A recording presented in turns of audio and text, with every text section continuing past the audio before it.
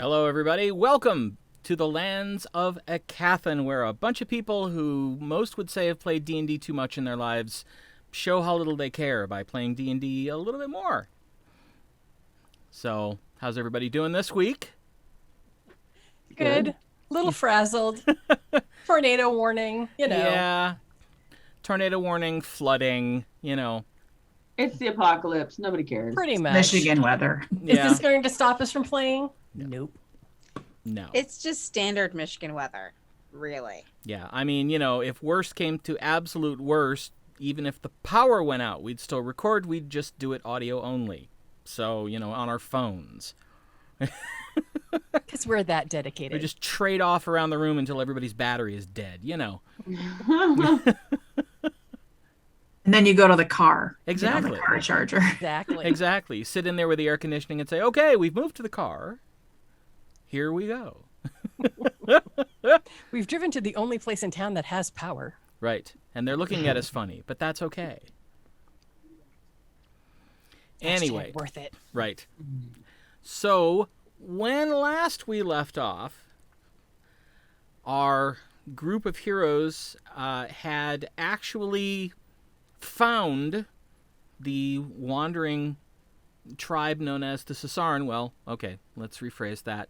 The head of the Sasaran found them and led them into the camp, where they were wined and dined and a few other things, and eventually got to meet with the ancient elven woman they had come to see, Mother Tassa.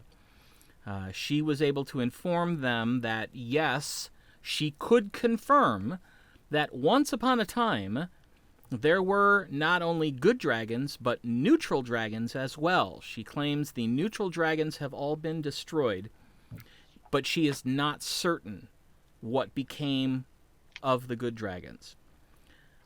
But she was very interested to hear that through your discovery of the Temple of Aecathan, you had rediscovered the magic known as Noctomancy.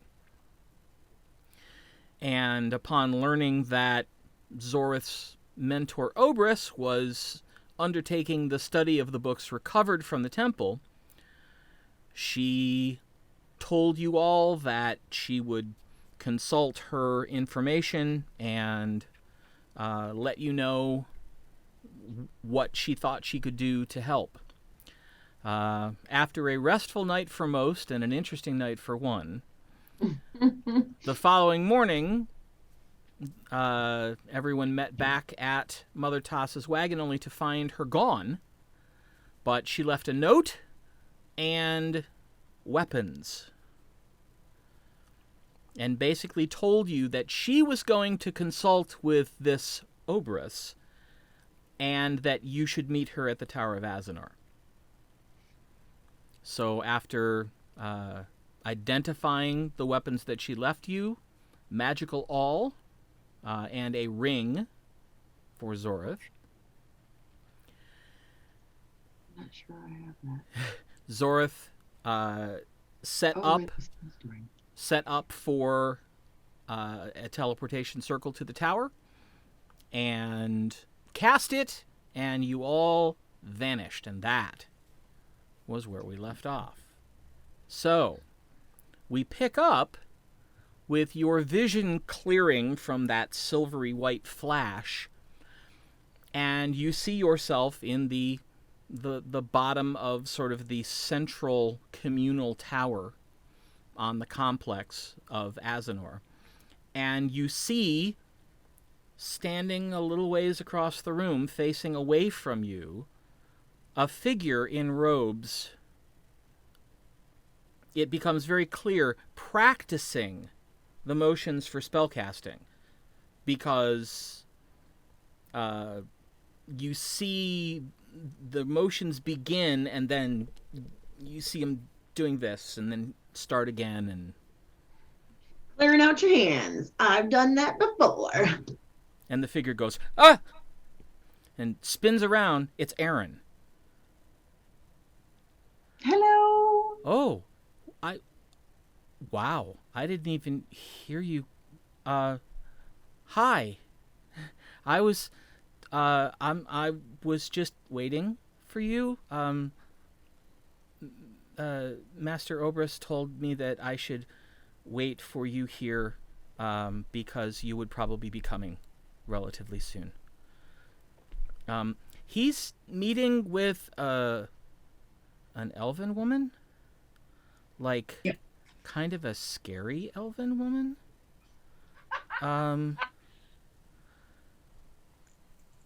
She's Old. okay. I was gonna say she's like the oldest person I've ever seen, let alone the oldest elf. I mean, how old do you have to get to look like that when you're an elf? Well, Zorith, you're not old enough yet. I guess you wouldn't know. Very. Thank you. Okay. But He's seen stuff. yeah.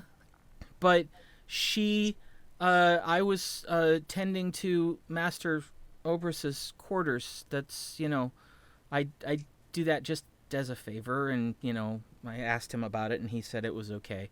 I know what not to touch.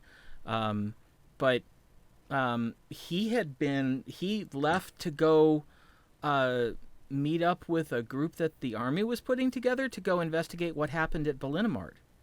Mm-hmm. And he'd been gone for probably 5 or 6 days.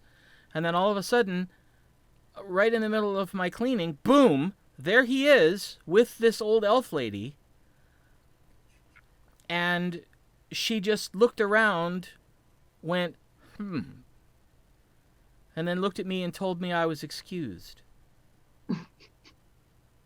And I looked at Obras, and he looked, I don't know, maybe a little stunned. Like this was all a surprise to him too, maybe. But he nodded at me, so I figured it was okay. And as I was leaving, then the lady said, the group known as the Adventurers 4 would be showing up, and I should wait for them and deliver this message. Oh, the message. Right, the message. She said that she and Obras are working and not to disturb them today, that they'll send a message probably tomorrow morning. And she said she should have read all the books by then. Oh. Aron? Yeah? This is our friend Gwynlauren. Oh! What do you do? Hi. Hi. I do okay. Still trying to get the gestures for that poison spray or poison Ooh. Oh. bolt or And whatever the thing is. It's hard. I have something for you, Aron. Really? I open my bag and I pull out some bananas and some nectarines and some apricots. We were just in Sandy Cove. Did you see Dad? We did. You mean the honorable mayor? Yes. Yeah. Your dad's fancy now. Well, he doesn't want to be. I know. But yeah, I'm really proud of him. They said they wanted him to do it. I didn't actually think he'd say yes, but he did. So, Well, now that you're not there, he might need some stuff to keep him busy. well, This'll keep him busy. if he'd just open his eyes, there's a couple people down there who'd be happy to help.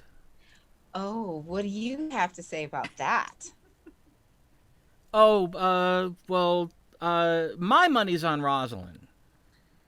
Sybil doesn't look like she's going to go without a fight, though. Yeah, I know. I don't think just- your dad's ready for either. I just like Rosalind better. I mean, I know Me that's too, that's awful to say. I mean, they're both nice. I don't know. I like Rosalind a little better. Well, just be patient, my dear. Eventually something will happen. Or not.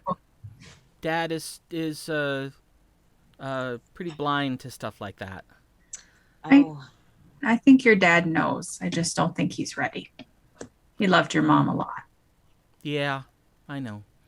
But- I worry about him being, by himself, and I'd feel better if, he was spending more time with one of them. Or both of them. oh, really, Aaron?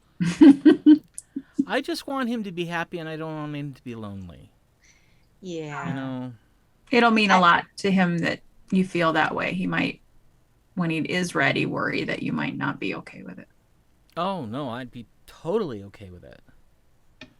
But Well, thank you for the eventually- fruit. That's I'm gonna have to be careful who I tell that I've got this, but I've got a few friends that I have told that have never tried these. So there's going to be some sharing and some I told you so's. How is your friend that's a girl? Oh yeah, she's good. She's definitely part of the group. That's gonna Insight try check. everything. It's such Yeah. Definitely. Right. Ooh. I would First like- roll with the new dice. Yeah, I would like to see. Okay. Ooh. 18. Dirty 20.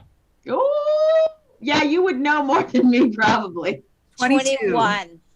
Oh, everybody. Oh my God. All right. Well, probably because all of you have been through this before, there's just this slight tightening of the eyes and a slight downturn of the mouth that seems to indicate that things have not gone the way he wanted them to. Oh. Oh no. I reach out before she says anything. Wait.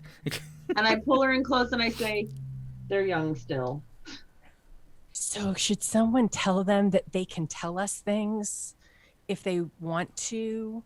Because we're not supposed to ask, but then they can share. So, we could tell them they could share, No. Yes, and then It'll we'd be okay. know. he knows.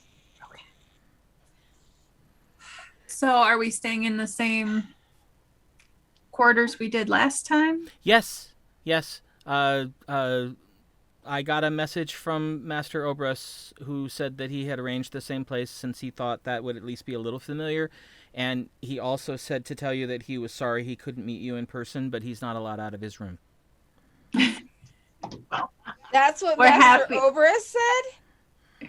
Mother Tassa is a little She's on mission. formidable.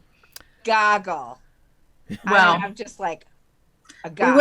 would have had to come find you, so it worked out that you were the one to meet us. Yeah.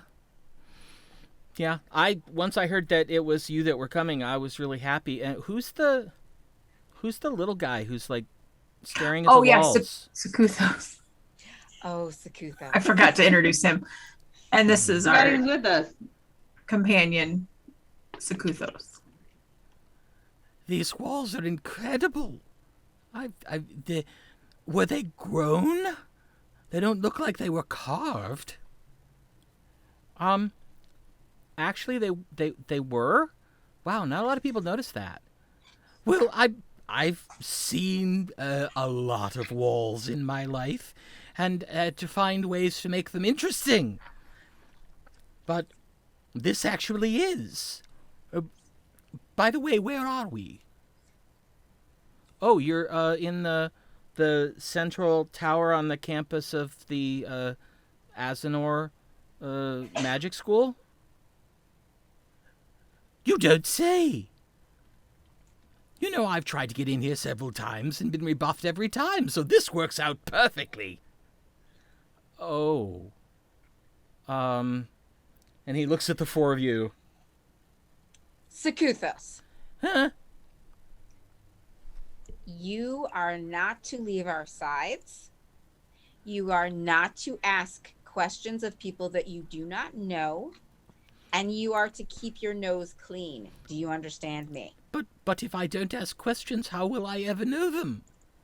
I understand that completely. You may ask us questions. You may not ask anybody you don't know. What is his? why were you- What is his name?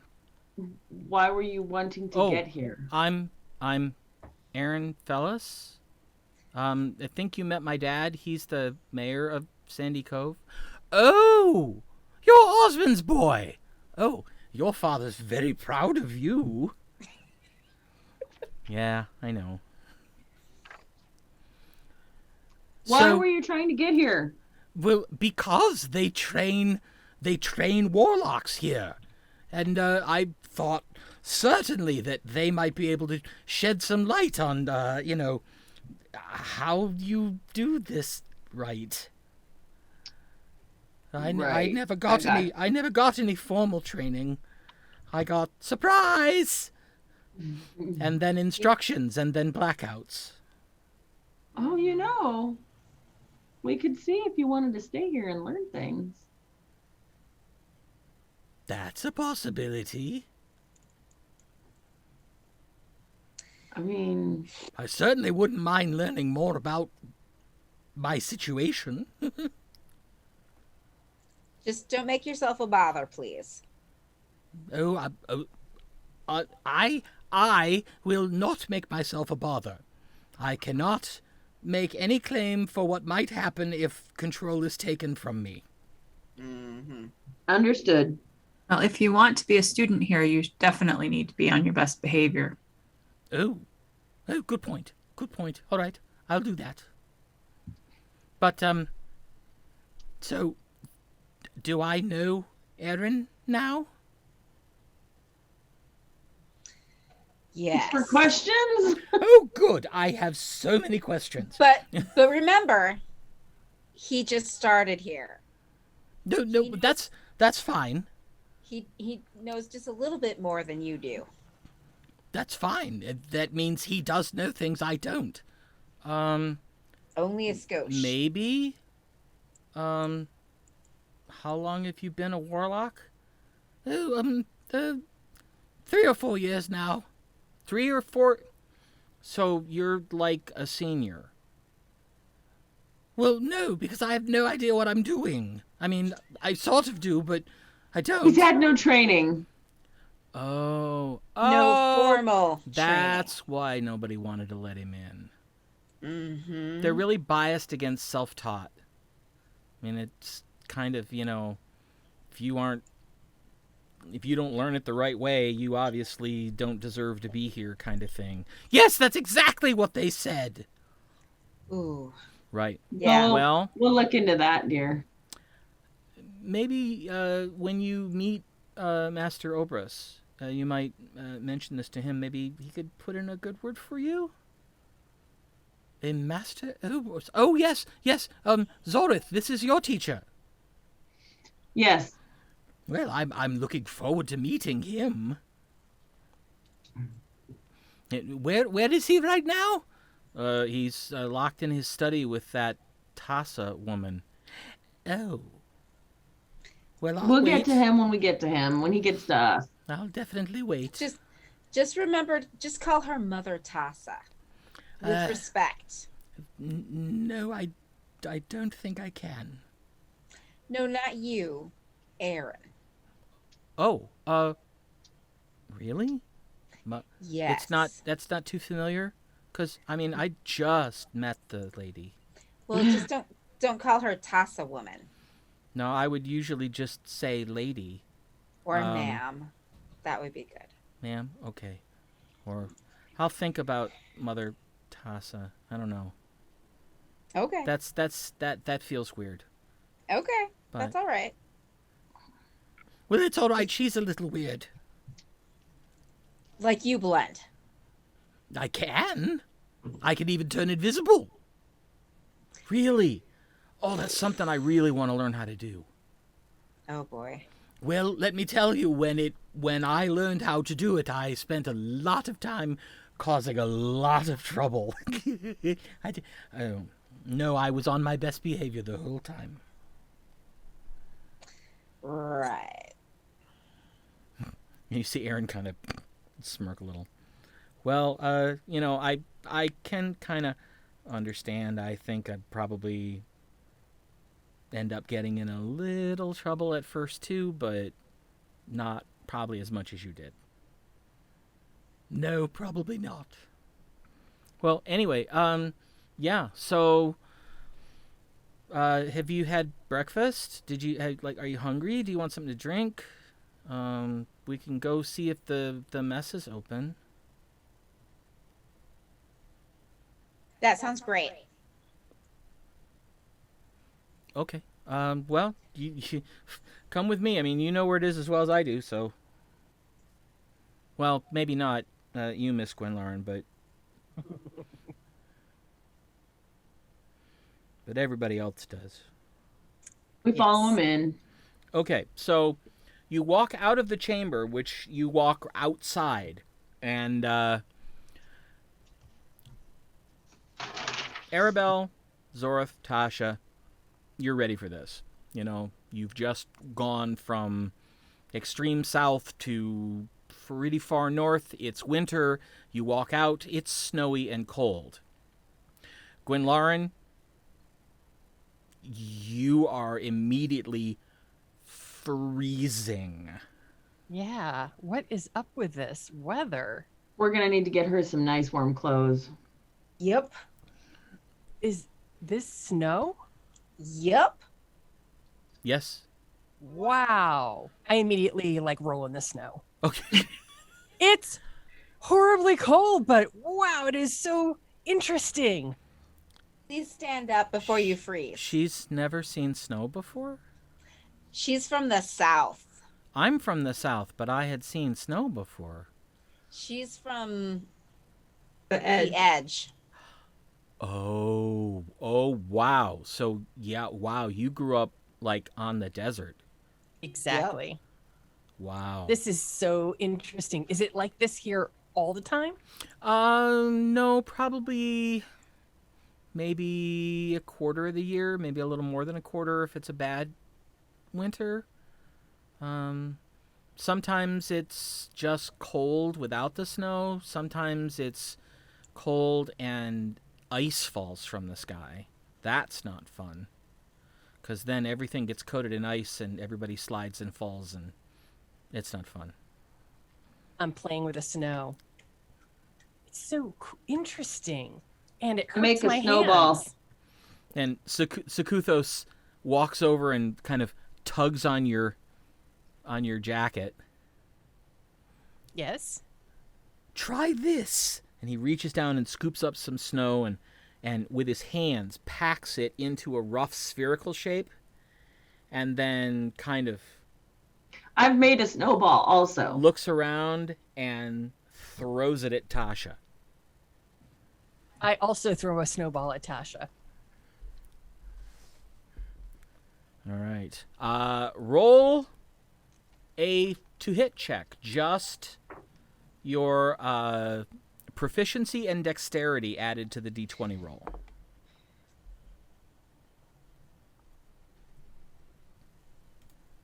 Uh, 15. What's your armor class, Tasha? My armor class? 15. Okay. Let's see if you get. Sure, and I know where proficiency is on this sheet. For what? Oh, did I need to add proficiency in as well? Proficiency and your dexterity bonus. Oh, then it's 19. Oh, wow. Okay. So 10 and so. Okay, so you, Tasha, see a snowball whiz past your head, and you turn around to look, and piff. That's it.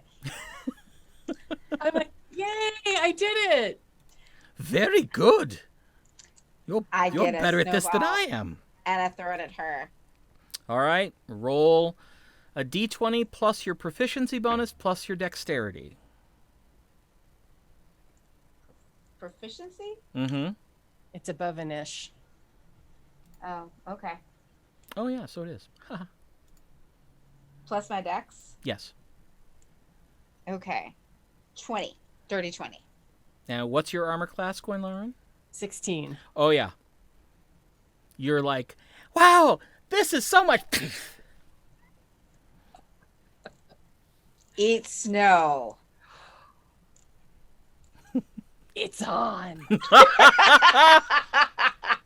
I start scooping up a lot more snow.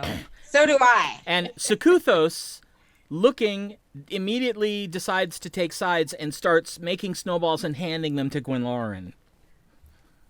Really? I start throwing them with both hands.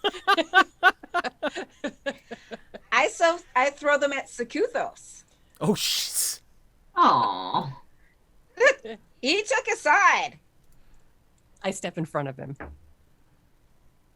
It's funny. 21. Oh, wow. Yeah. Peg him right in the neck.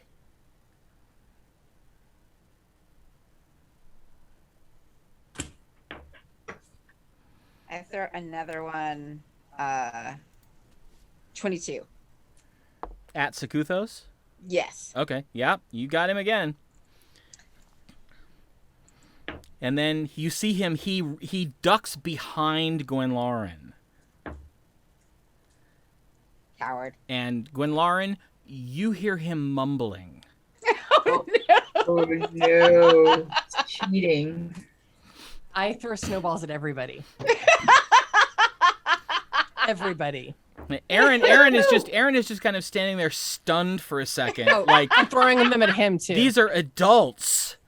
Sort And of. then just decides what the heck and starts throwing his own. I Right. grab him and I pull him behind. Is there like a place to like even lay for like a little shelter? Sure. I grab him and pull him behind, and we start making snowballs and throwing them. All right. Ooh. Wow. Okay. Tasha, you are having a lot of fun throwing snowballs at people, and all of a sudden, you feel a tremendous amount of snow slide right down your back from your neck.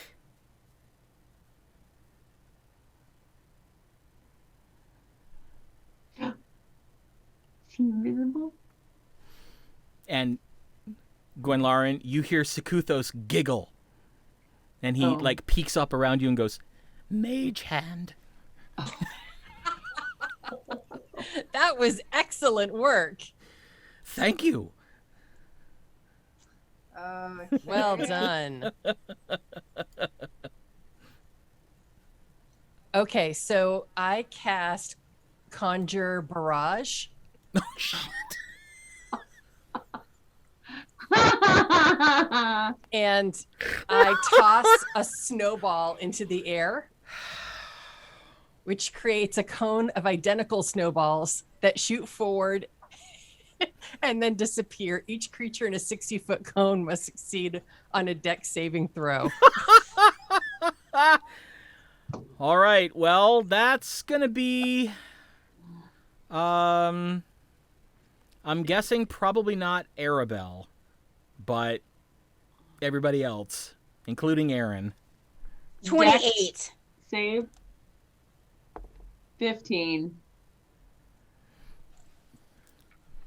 What's the DC they have to meet? That's a very good question. Probably 16. Fail. 28. Yeah. I dodge your stuff. Aron failed. Oh, man. Oh, yeah. No, Sakuthos doesn't have to roll. He's standing behind you. Right. Right. So. All right. Well, what happens if somebody makes the save? Let's see. Then they take half as much damage. Okay. Ah! So basically, Tasha, you get hit with a few. Zorith and Aron get absolutely pasted with snow. I'm just laughing. I cast Tiny Hut.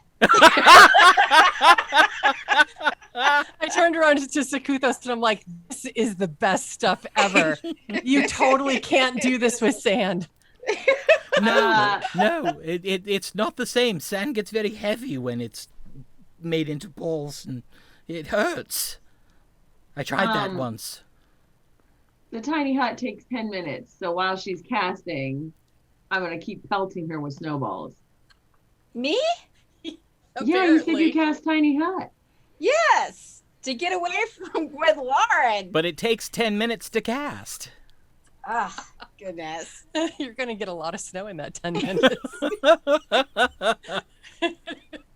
And I don't know if I would waste it here on the grounds of Oh, fine. I stop. I was going to say, don't you have a shield spell? No, I don't. Oh, well. Probably didn't think she needed one with us. I'm amused by the whole thing, but definitely staying out of the fray. Yeah. I lob one. I cast invisibility. He's not invisible. I lob one close to Arabelle, but intentionally missing her. Like if she's close to the wall, I'll hit the wall. And I'll just wave. And then I'll go back to doing more. You see a few more students who are walking by decide that they're going to get into it, and pretty soon it's just mayhem. I go invisible and I hide behind Arabelle.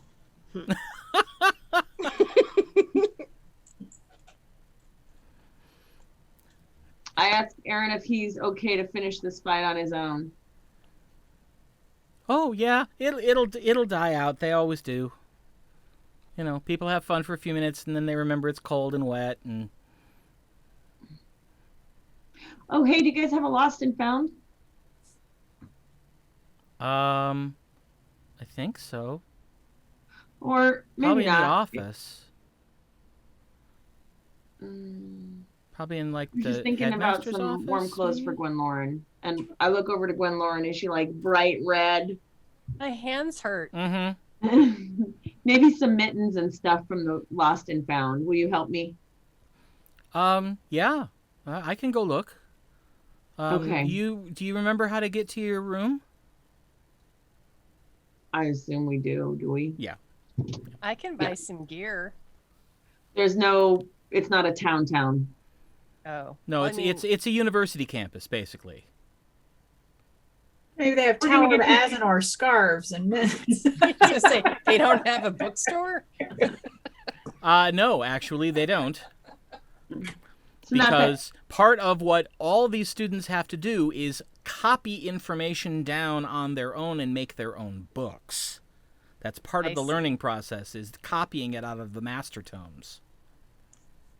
Well, It's an maybe I Uber- can buy it off of one of them. We've got, let's see what we got. I probably have some extra. You know, I like my clothes. Right. I do have cold weather gear. I can share. Well, I guess we don't need the lost and found. Okay. Well, we don't know how long we're going to be here either, right? Right. We could be gone in a day. Oh yeah, but she's gonna need some cold weather clothes. I take out my gloves out of my bag and the goggles and take them over to Gwenlauren. And a hat. Fur-lined hat, goggles. Oh, won't bother with boots right now, and gloves. Hand her Gloves. those. Your hands are probably really cold right now. Yes. Yes, they are. Oh, actually, I take the gloves to Zori and say, "Can you warm these?" I warm them. And then give them to Gwenlauren. So they're already warm when she puts her hands in them. Perfect. Nice. This is much better. I could throw a lot more snowballs now. You could.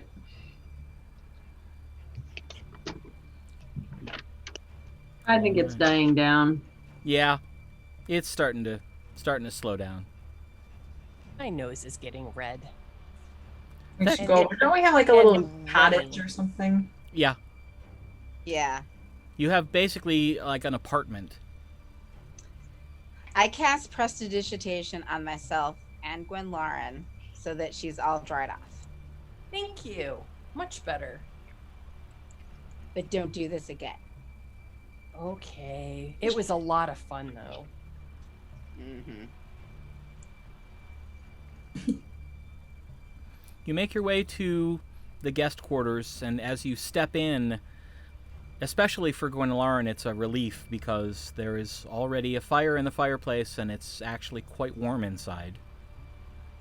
Yes, it's nice. The complex is basically 3 rooms. There's a main sort of sitting room, and then 2 bedrooms, each with 2 beds.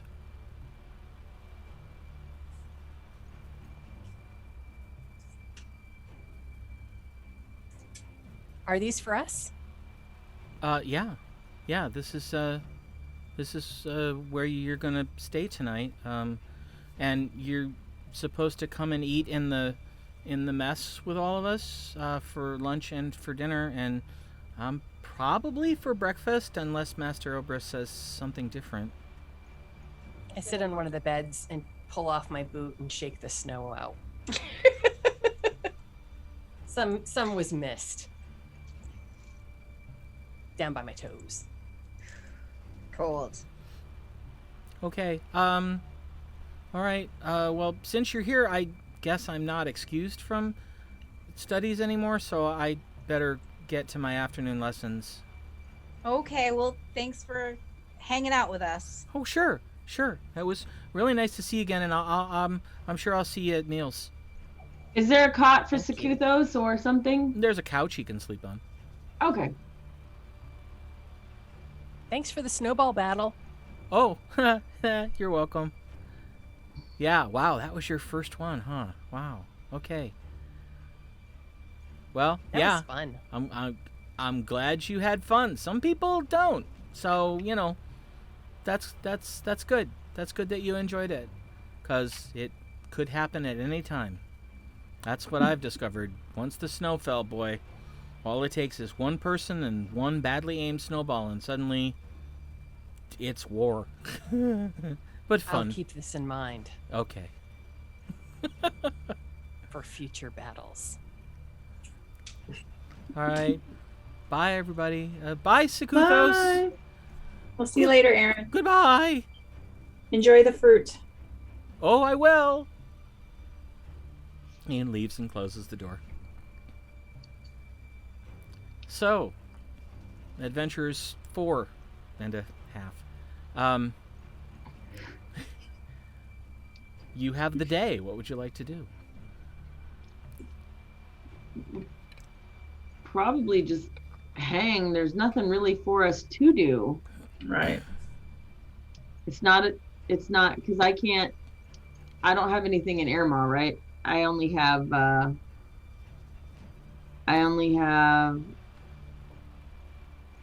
Remedy Keep and this tower, so I can't So far, take yeah. it. How in many town. times can you cast it still?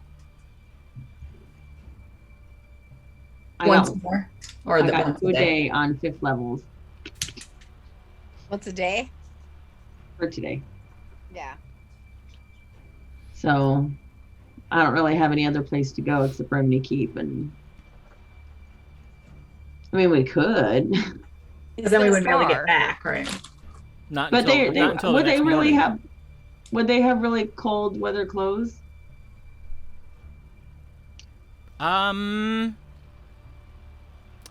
Maybe. But Yeah, they're probably in not. they're in kind of the a temperate region. Right, they're kind of low south. We're Yeah. north. Yeah. It'll be okay. Yeah. Okay. How tall is Gwenlar? 5'5".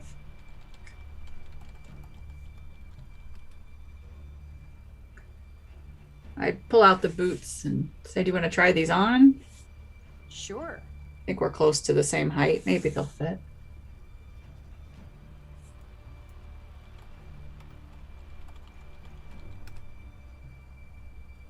Do they fit?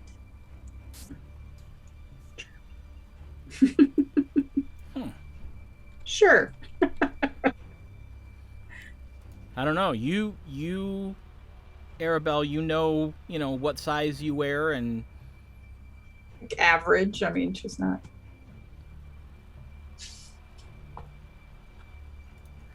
there we go.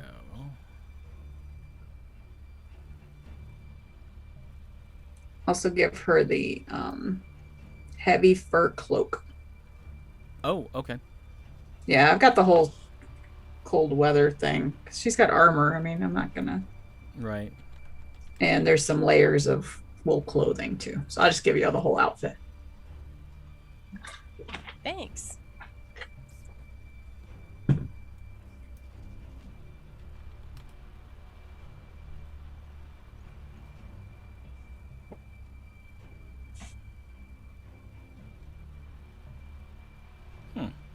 Yeah, if we don't want to do too much, we can just make it the day progress. I don't think that there's anything. We were just in another town. Right. The one thing that there is here is they do have a library. Ooh. So if there was anything that you were interested in researching, Well, we researched the last time we came through right? Mm-hmm. the things that were most pressing at the time, which was the Sasaran and the dragons and Well, Want to send some messages? who we sending messages to. Well, we Yeah. can check in with Athgar. We could check in with Warbender. We could check in with Jojo. all right. I send a message to Warbender. Warbender, Tasha here.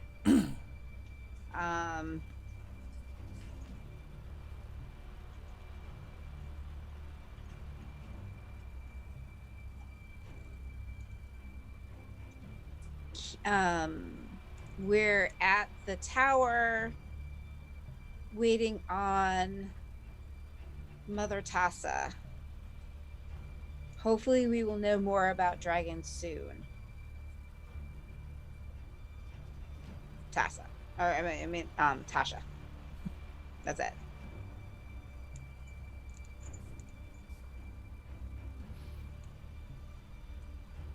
There's a brief pause. Tasha. Thanks for reporting in. Glad you're okay. Don't know who Tassa is. Looking forward to hearing more about dragons.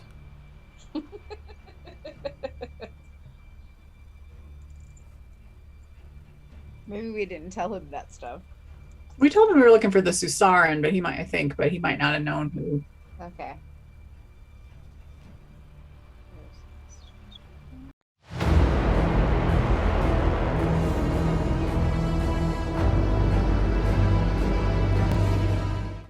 So maybe send a message to Jojo, like, found your family. Your brother is way too charming. Good dancer. We like you better.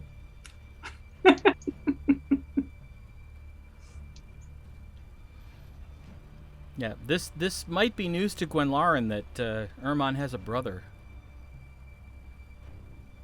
Oh, you're muted.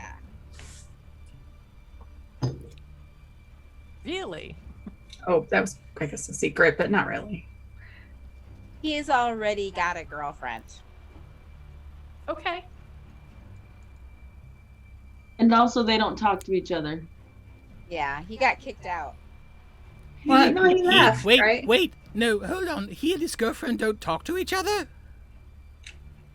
No, he and his brother don't talk to each other. Oh. Oh, that's different.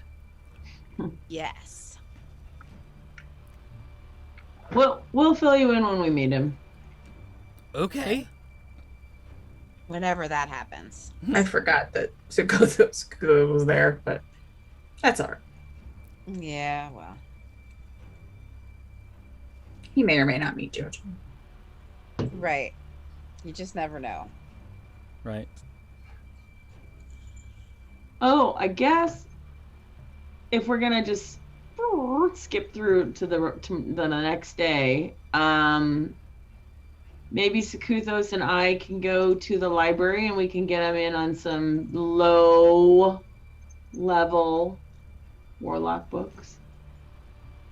Oh. I mean, if we're just gonna sit around for the day, then Right.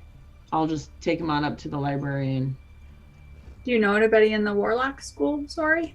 I don't. I mean, not that would be here still because I just graduated. So, I mean, I just graduated, so I don't necessarily know if there'd be anybody that I would know. I don't know. Jeff, is there anybody in the school that I know? The couple warlocks that you actually did know to speak to were your year, so they would have graduated as well. That's what I thought. Okay. But yeah, The only one you can definitely head into the library with Sukuthos. If you would, make me an investigation roll. And let's see how easily you find what you're looking for. 16. 16. Good enough. Yeah, you remember pretty much how things are set up and how they're divided by subjects and where the different subjects are. So you find some, some basic, very basic, so you want to be a warlock, that kind of basic. But he seems delighted and just plops himself down at a table with a stack of books almost as tall as he is and just starts reading. Excellent. And then we'll just skip through, dinner, whatever you have planned, but I don't think there's anything that we have on our schedule because we've really looked up. I might just browse the stacks for information on, let me think. Information on Thunder's Edge, just so I can get a better knowledge of the way things work down there. Because we kind of have an idea, but I'm gonna look to kind of just so we don't do anything wrong, kind of. Okay. If you would make me another investigation check. Yeah. Natural 20. Oh! 22. You easily find what little information they have on Thunder's Edge. There's a book on the history of Thunder's Edge. There's a book on the political structure of Thunder's Edge.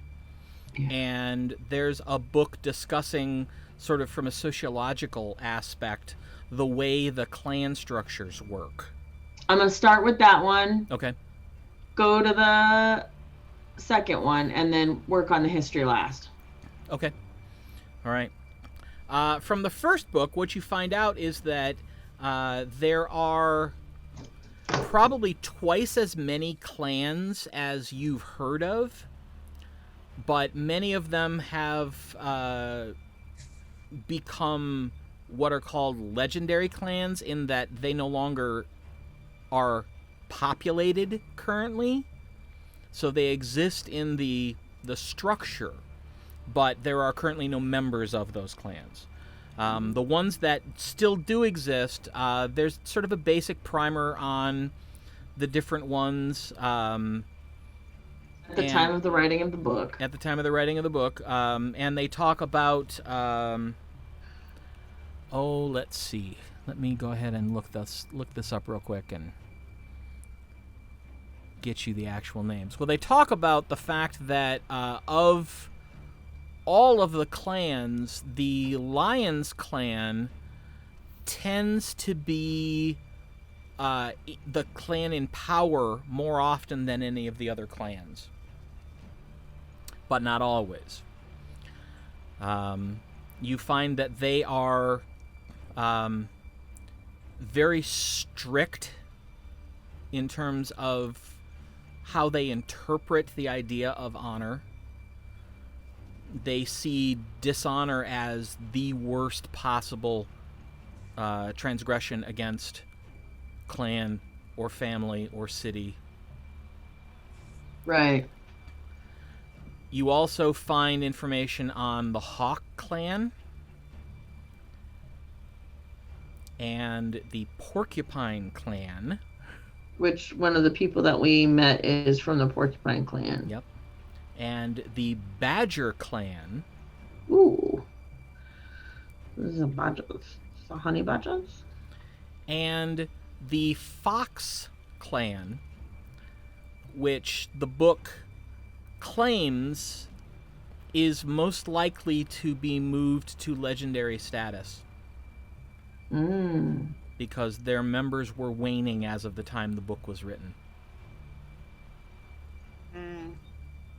It's too bad.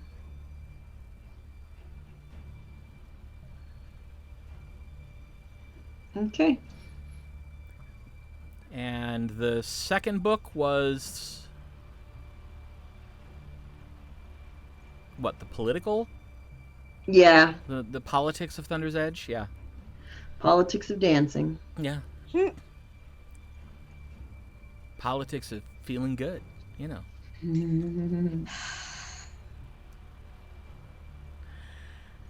This book basically talks about a little bit of the history of Thunder's Edge, how it began as strictly a place where the various tribes would come to trade, to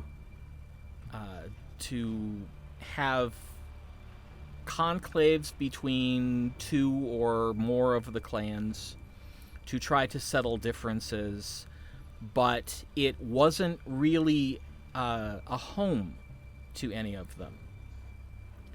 It was when apparently, and here the author is very clear that this is speculation based on a little bit of knowledge that they were able to get their hands on.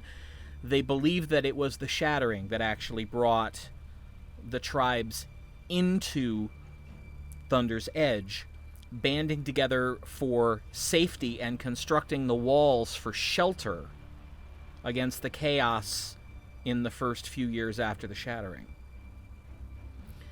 And it was at that point that they actually began to have something that would be synonymous with our Olympics. But they began to have structured contests between the clans, and that was originally how they determined the ruling clan. The ruling clan was simply the strongest, most agile, most able clan. Cool. When the Temple of Jagravana made itself known, that changed. And they were, at that time, being ruled by the Lion Clan. And the Lion Clan made the decision that it was, based on proximity and based on there being nobody else to do it, their responsibility as the assembled tribes of the Desert's Edge, which came to be called Thunder's Edge, it was their duty to keep those people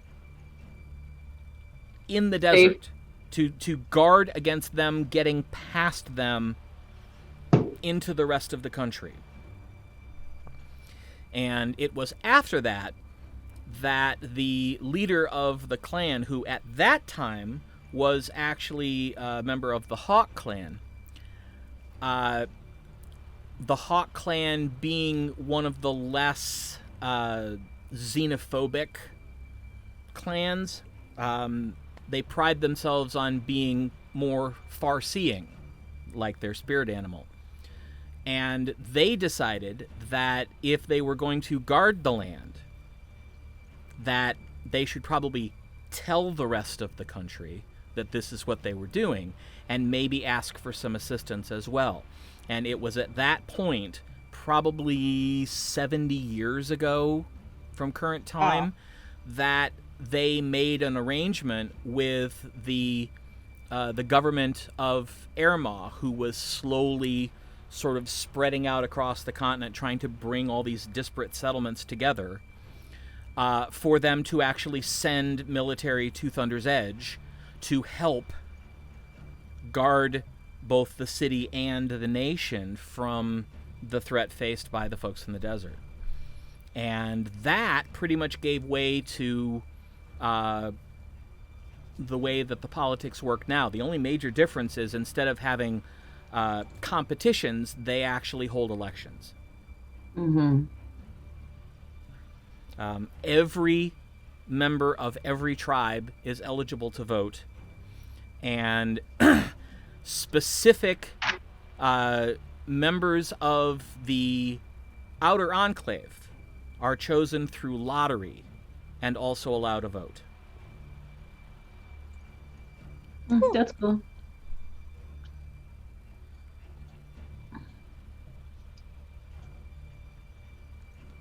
Okay. And as you start to read through the history, you're getting, in more detail, pretty much the same story. Got it. There's not a whole lot of solid fact from before the Shattering at this point, but since the one thing you note about the history book is it is definitely a, hey, Thunder's Edge is freaking awesome, so much better than anybody else, look at what we do and what we've done kind of history book. So it's part history, part propaganda. Got it. Okay. Thank you. Mm-hmm. Okay, you get to dinner time, having broken for lunch, whenever.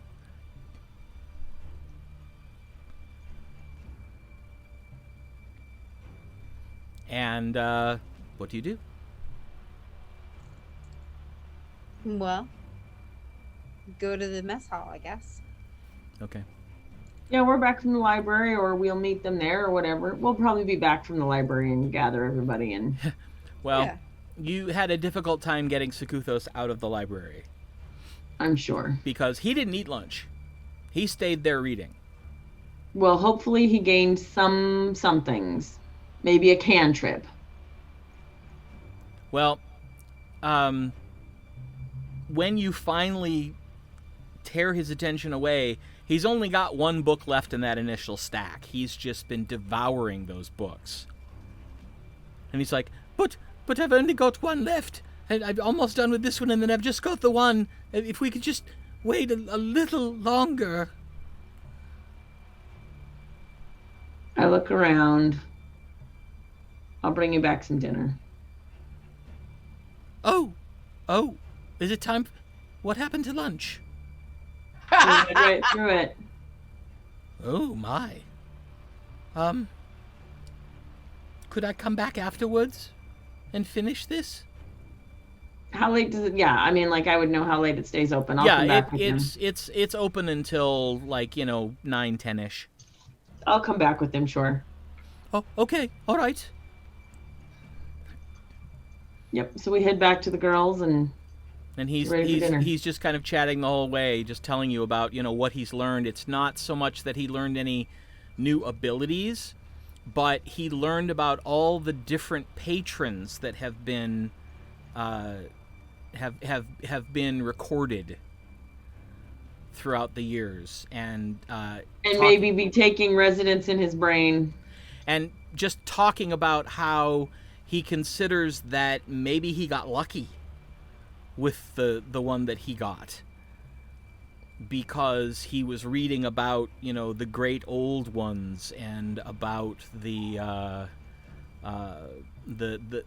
demonic entities that offer people power. And he's I read a lot of stories that basically made me want to crawl under the table. I bet. So I think I've gotten off much better than a lot of the people that I read about. I bet.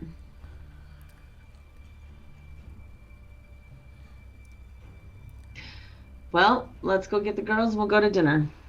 All right. So you wander back to the apartment. And there you gather up the rest of the group and head into the central tower through the front door and Ooh. up the stairs and into the cafeteria. And you see there are a lot of people. Clearly, some of them are instructors. Most of them are students. You see essentially every race represented. And it's rather loud. As, you know, such places are wont to be.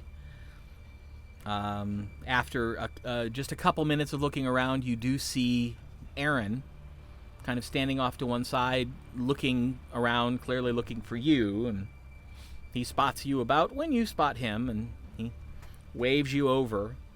He apparently has been standing sentry on a table. Back off! This is ours.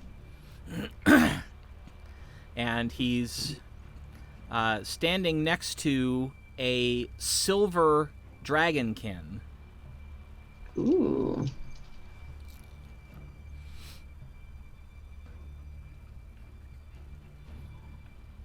Who says, "Are these them?" Yeah. These are the ones I was telling you about. Well, 3 of them. That's the Gwenlauren. She's a new member. I don't know her real well yet, but that's Arabelle, and that's Zorith, and that's Tasha. And the little guy, I don't remember his name. The Kuthos. What, Sekuthos? Sekuthos. Interesting name. We Well. thought so. It is. What's It is my honor to meet you. I am called Sox. Socks? Yeah. XOX. Okay. Nice to meet you, Socks.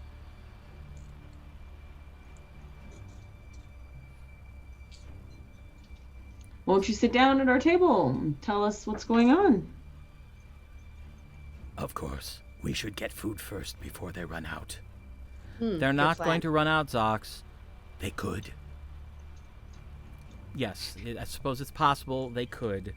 I like Zox already. Let's go get some food. Okay. So, you go up. It's pretty much, like a regular, Cafeteria style. yeah. It really is, if you think of it more like a buffet in Vegas, but it's a buffet where you are served everything. Right. But there are, several different kinds of food. There are meat dishes, there are fish dishes, there are vegetable dishes. So the tower has lunch ladies? Oh, yeah. Cool.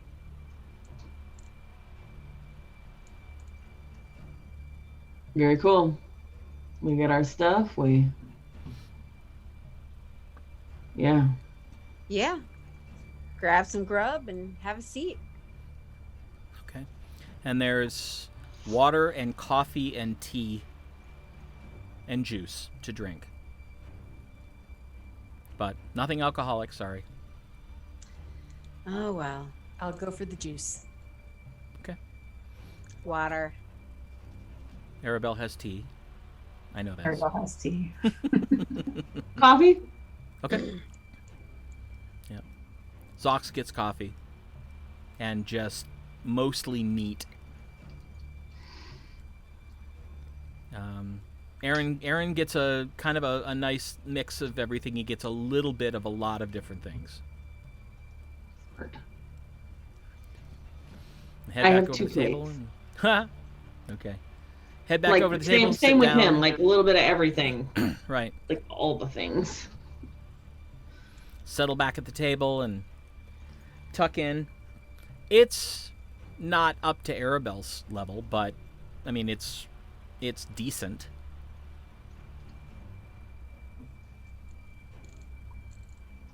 Nice. Looking for a crowd, you gotta go institutional. Yep.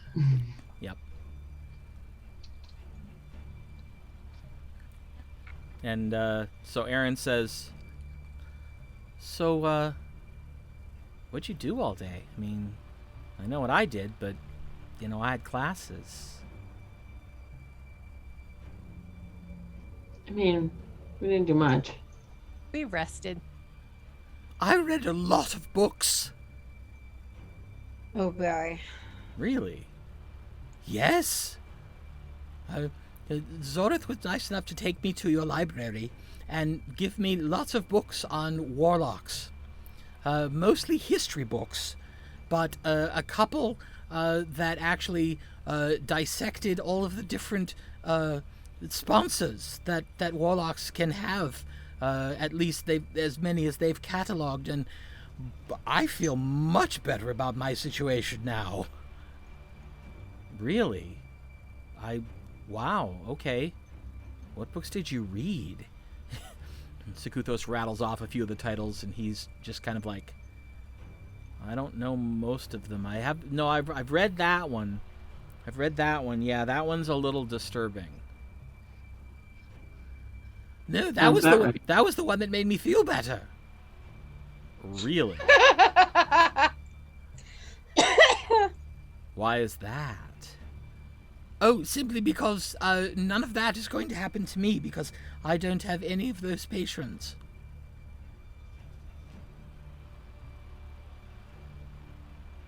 That is good. So, Zox, what do you do here? I am What is Warlock. your... Oh. You are what? I am Warlock. Yeah. Really? You're a Warlock too? Yes. And who is your patron? Can't say. That's a rather personal question, as I understand. I wanted to know too. Oh. Well, I'm sorry. I didn't mean to pry. You're one of the first other warlocks I've ever gotten to talk to. I talk to lots here.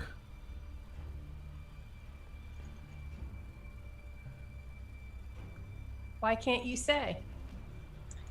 Is it that you don't want to, or that you're not allowed to? Not allowed to. Rules of the Tower. Warlocks do not Interesting. reveal their patrons, so no bias can be brought by instructors or other students. Oh, nice. That's smart. That makes sense. No, I suppose it does. I've never thought about that, but, well, I didn't realize there were so many, and so many that were a little scary, so I guess that does make perfect sense. Well, you haven't told us who your patron is either, really. Well, And we don't want to know. yes, because I don't know what to call them. I mean, it's a group. You've asked them? You see Zoc, his head goes like this when Sakutha says it's a group. Again, let's just follow the rules while we're here. Oh, all right. You have more than one patron. Maybe. I'm not quite sure if I have more than one, or if it's just one, but it's got a whole bunch of different consciousnesses mixed together. Sounds dangerous. Well, it's not been fun all the time, but, I don't know. I think Balancing it out, it comes out on the good side, being more so than the bad side. Okay. Yeah. I'll admit, I'd kind of like to know who Zock's patron is too, but I know the rules. So I don't ask, and I don't expect him to tell me. Good plan. I'm hoping maybe when we're done here, we might travel together a little bit, and then maybe he could tell me. Oh, nice. I would like that. Aw. Where are you from, Zox? I actually grew up in Greenboro. Oh, we have a friend from Greenboro. Goes by Vines. He's a druid. Oh, I do not know any druids. They mostly keep to themselves. I can understand that. They do not live in Greenboro proper. They live in the forest. I think he grew up in Greenboro, though. He has a big family. I don't think of his room.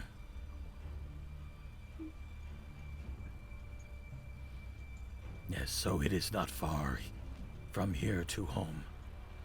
Well, that's nice. It is just...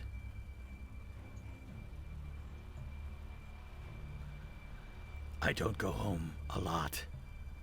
It is expensive. Why? You have to hire guards or take the long way. Strafsmith. Yes. Yeah. Yeah, I can imagine. That is dangerous. Herring Charrier. That's his name.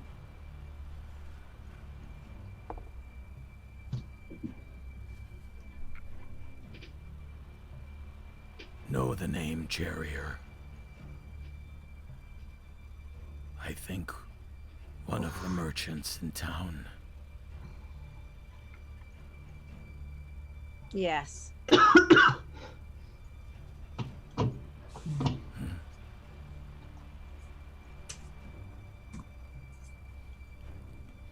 Well, I'm glad you found something to do to pass the time. I know I don't do well with being bored.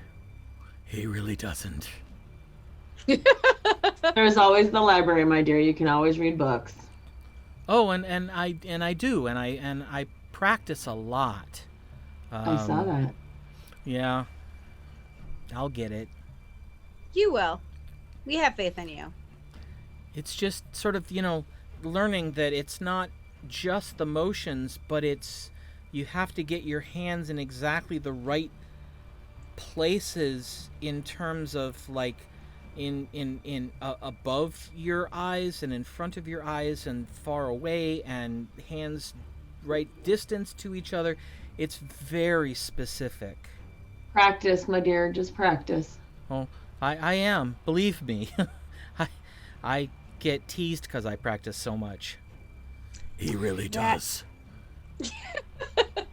Do you practice a lot, Zox? I do not need to practice. Okay. Well, what are you learning here? How to negotiate. Oh, that is important. So, Aron is learning to be a mage, right? Yes, he's learning to be a wizard. A wizard, that's Yes. what it is, a wizard. Yes. And Zox is learning to be A sorcerer. a warlock. A warlock, yes. Yeah. So there are two different schools, and one is you get your magic from others, and then the other one is where Aron's got Yeah, you hard road to hoe. you have to learn the formula, and you have to learn how to combine the somatic, the verbal, and the material components in exactly the right way. Yeah. to produce the effect you want. My Chemistry. poor kid. My poor kid. And then there's the sorcerers that everybody secretly hates because they just kind of go, this way. It might work. It might not, though. Right. You might bet turn there's a into a lot- plant. Right. I bet Or there's a you lot might of have a blue feather beard. Right. I bet there's a lot of feather beards and plants and Yeah. Mhm. Yeah. I even saw. I'm not supposed to say anything, but I mean, you know It's him. okay. I even saw Master Obras. Something happened to him once. That was really funny. I didn't laugh though. I've seen it a couple times. Yeah. Well, you know, as he says, occupational hazard. Yeah. So, you have a nice meal. Aron and Zox both seem to enjoy your company. And Do we see the girl sitting at a table? make a perception check. I'm just curious. So I just want to see if she's sitting with another boy.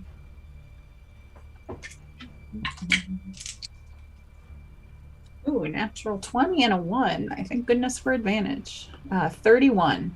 Yeah. Woo! You start kind of the thought strikes you. You look around a little bit and you find her in seconds, and she is deep in conversation with a very handsome elven gentleman.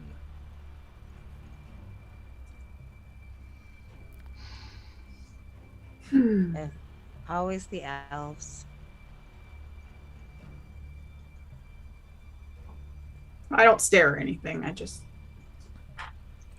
glance and I look back at the table. All right. Make a note of it in your mental book of Someday. and your mental note of voodoo dolls that to be purchased and used. That seems like an Arabelle thing, right? Yeah, I was gonna say that doesn't sound like an Arabelle activity. No. Maybe secretly. Oh well, sure. I mean, you know, you can think anything you want. It's just a matter of when you let those thoughts out of your head in some fashion that you kind of get in trouble. Word. All right, dinner ends. Zox makes a point of saying how much he enjoyed meeting all of you, and he makes a point of shaking hands with Sekuthos and wishing him well. And it's almost a comical sight because Zox is almost 7 feet tall. Oh my And gosh. he just leans down at the waist and holds out this long silver-scaled arm, shakes this tiny little gnome's hand very formally, That's adorable.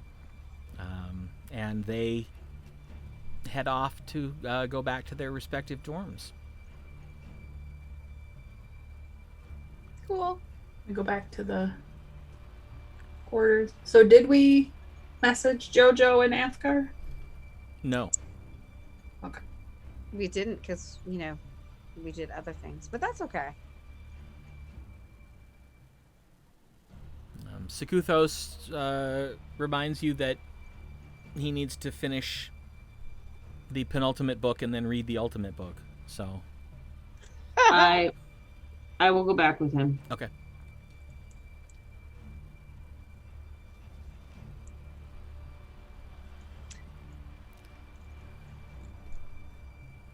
I will play a little on my on my lute. Okay. Do you guys want to send messages tonight? Let's wait until we find more stuff. Right now, we don't know anything. I just wondered how things were in the edge. I wonder that too. All right. Well, let's send Athgar a message. Okay. Athgar, Tasha here. We are at the tower. The head of, or yeah, the elder of the Sasaran has kidnapped Obras and is reading everything she can on Noctomancy. It's not going to go well. Who are you sending this to? Astra. Do you have any words left over? I do. Gwenlaren says, I had a snowball battle. I don't know if she's got that many words left over, but Gwenlaren had a snowball fight. yay. Tasha, you can reply to this message. Yeah, you're out of words, so. Oh, But But he he knows. has the spell. He So. knows. Most people know they can reply. yeah, that's true. There is the normal pause, and then you hear, kidnapped Zorith's mentor. Oh my goodness, it's good that you're there to rescue him. What is a snowball fight? Mm. If only there were a way to send a snowball and hit him with it. That would be mean. No, that would be amazing. Maybe Zori can make it snow some point when we're in Thunder's Edge. Or make snow. Yeah. Are you going to send him a message letting him know that Obras is okay? Yes, I write him back. Obras is fine.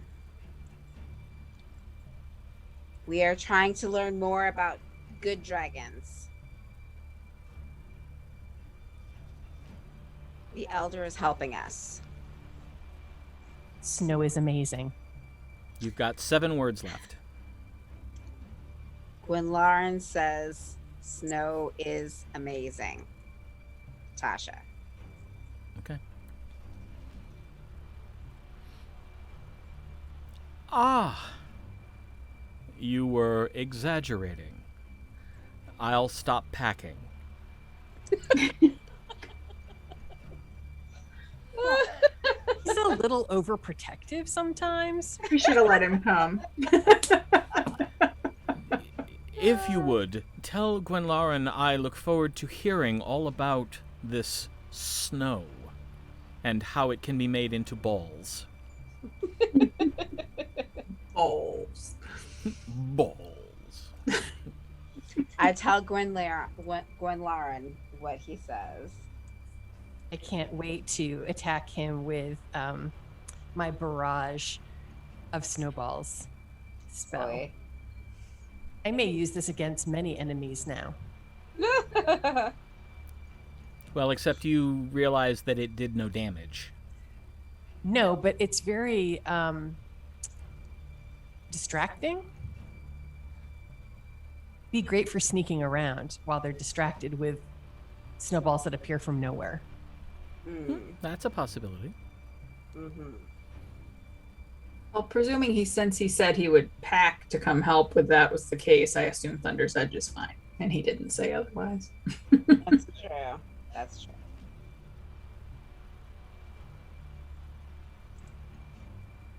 All is well.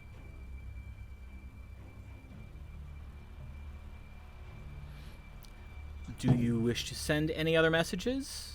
Can Nah. you send any other messages? Nope, I used up all of them. Okay. Well, remember, you can use higher level slots, too. Oh, that's true. But no, I don't think we need to. We're going to rest, so. If you want to, you can. I don't feel like sending one to JoJo until I want to know more. And not just tease JoJo. Well. Just thinking, letting him know that we found what we were looking for. That would go. But you don't have to. Okay. We can tell him tomorrow. All right. Well, Sakuthos finishes his reading. closes the last book and looks up, and his eyes are actually a little bleary looking. I think I've taken in all the information that I can for today.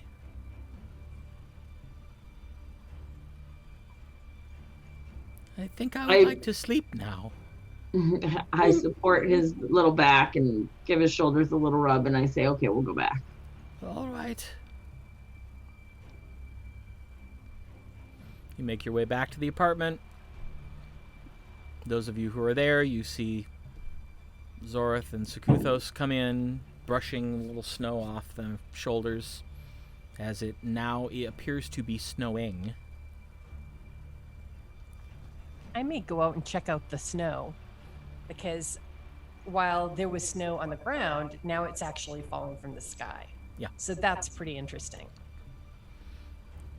Do you go out and look? I Okay. go with her. Okay. Yeah. You see that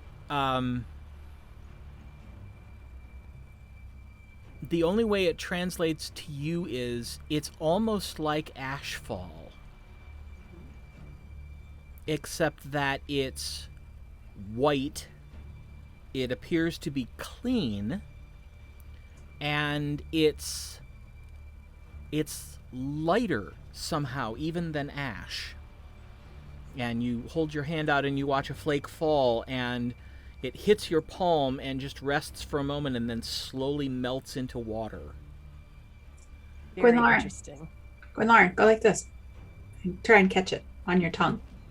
I do what she says. Okay. You manage to catch a couple snowflakes on your tongue, and when you feel them hit and you pull them into your mouth, and they immediately melt into a little bit of fresh water. That's so useful.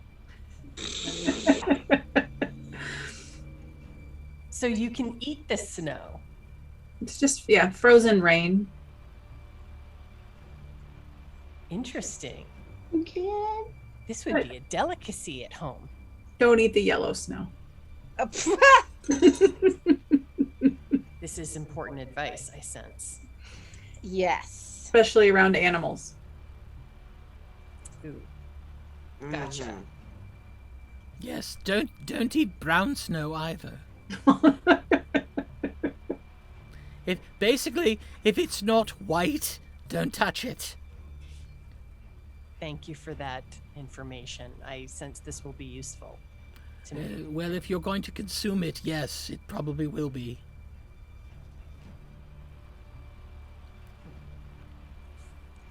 Do people Ew. ever make treats out of the snow? Sometimes.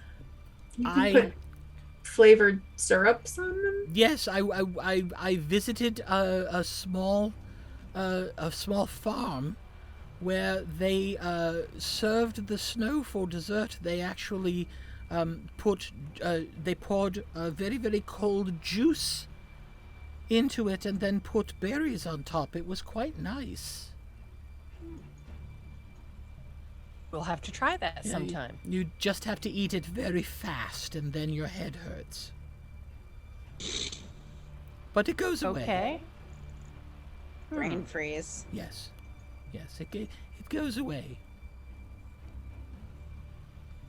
But it was definitely an experience. They were pleased, so I was pleased. Nice. New experiences for all. Yes. Mm. So, is there anything else you would like to do before you I'm turn in going for the to- evening? I'm going to head back in. I'm thoroughly chilled. I'm just not used to this kind of weather. Right. Yeah, the one thing you noticed, you thought it was cold when you came out of the portal chamber. It's so much colder now that the sun has set. Yeah. I think getting into a warm bed sounds pretty good. All right. I have hot chocolate ready. Ooh. This day was almost as much fun as the swimming day. You're That's learning so exciting. much about water. Oh, that's true. I hadn't thought of it like that, but that is absolutely true. I hand her a mug of hot cocoa. And probably not something that you know all that much about, being from Thunder's Edge. No. That's amazing to me. Just the things that you take for granted that people who live in different parts of the world just don't know much about. I will definitely have to remember that. I can tell you all about sand dunes, but snow is new. Yeah, well, if we get anywhere near the mountains, you'll see snow dunes. If it's the right kind of snow and the wind blows very hard, it does exactly the same thing.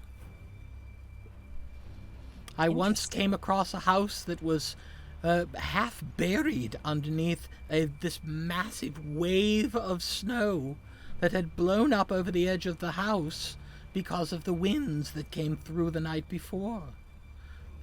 They literally had to open their front door and dig a tunnel through the snow to get out of their house. Oh, that's odd.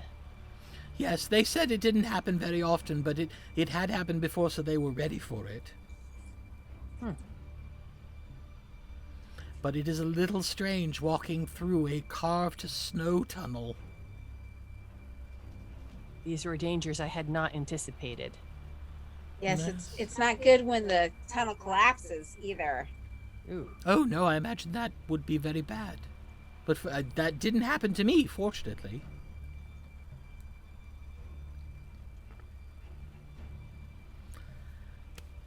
As you settle in...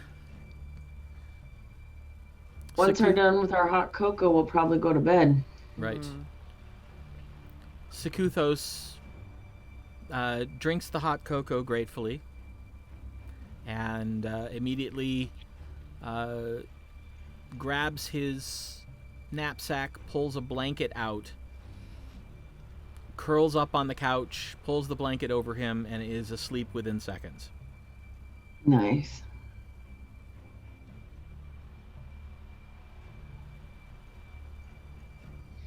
No watch is necessary, so everyone gets to get a good night's sleep. Yes. True. Manage your spells. Reset your long rest spells. Yep. Tasha. Doing it. Yeah. Craziness. Mm-hmm.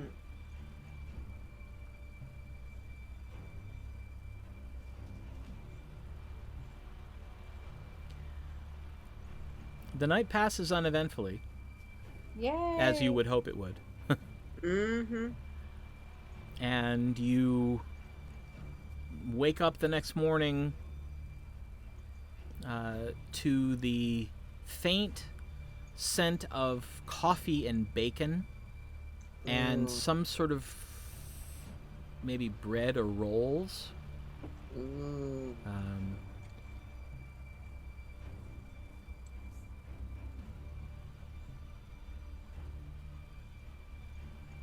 I finish up my prayers.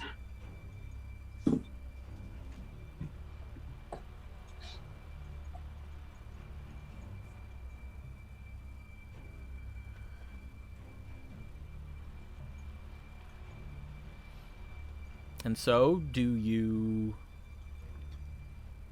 head out? Do you stay in to do other things? What would you like to do? Wake up Sekuthos and go to breakfast. I mean, He's awake. Yes. oh, then yeah, we just head to breakfast. Okay. Mm-hmm. Well, you get there, you see at the same table, you see Zox is there and already has a big plate of food in front of him. We don't Nice. see Aron anywhere, though. Mm. But Well. you know how to get the food. Mm-hmm. I sit down next to Zox and I say, "No Aron this morning." He has not arrived yet. He is sometimes late. I just laugh. That's funny. But fairly decent spread. Eggs, potatoes, bacon and sausage, some fruit, rolls. And there are cinnamon rolls as well. And again, they have coffee, tea, water, and juice. A little bit of everything.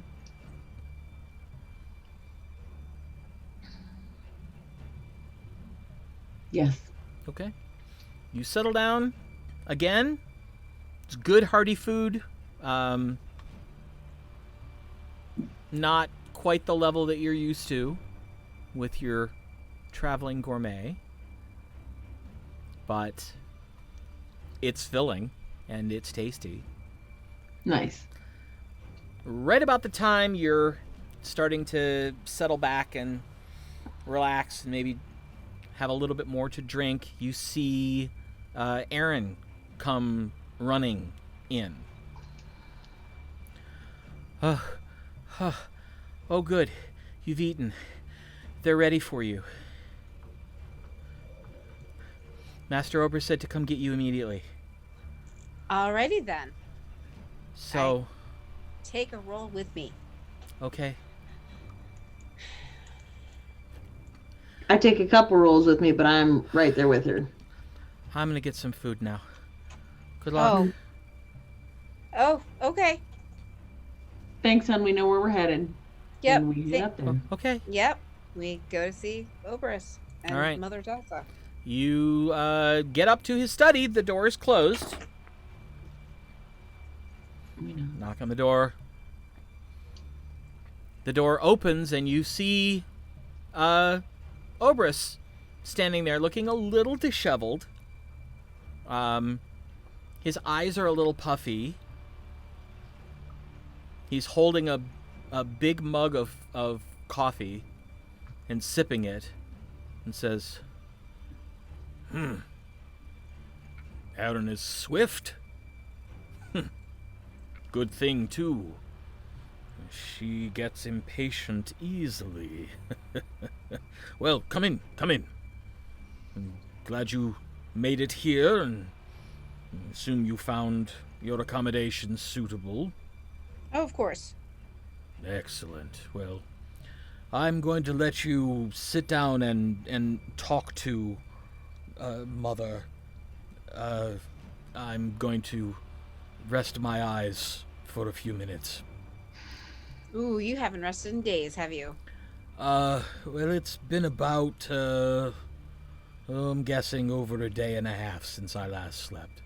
But, I'll be fine. A quick rest and more coffee. That'll put me just fine. Nice. It's not the first time I've been up for this long. Just the first time in a while. Are So you anyway. okay? Oh, I'm fine. Just tired. Yes. Who is this? Oh, this is Gwen Lauren And Sakuthos. Oh, and Sakuthos. Hello. Oh, hello, little one. And Gwen Lauren. That's Yes. a beautiful name, young lady. Thank you. And how did you get hooked up with this motley band? Well, it's kind of a long story, but it involves me being captured on a mission, which is very unusual and unlike me, I have to say. And these folks came to bail me out, and we've sort of been together ever since. Oh. Well, if you have to be rescued, being rescued by this group is probably preferable to being rescued by many other people. That's true. All right, well, welcome to Azinor, welcome to my study. I'm going to sit down now. Please do. a rest. Sounds good.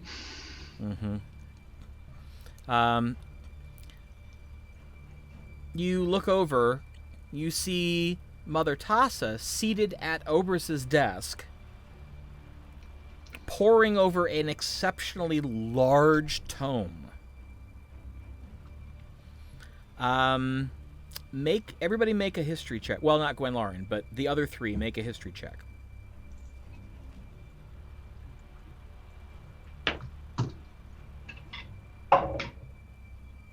$16. 19. 8. Yeah. 8. I got it. Zorith,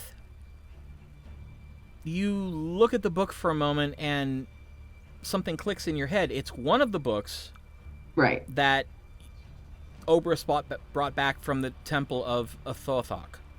Mm-hmm.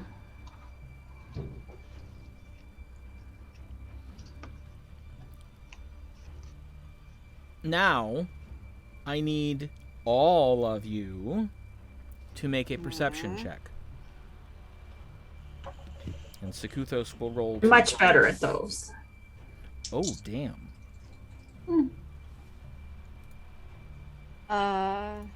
24. Another natural 20, 31. Okay. 18. 18. And Sekuthos got a 21.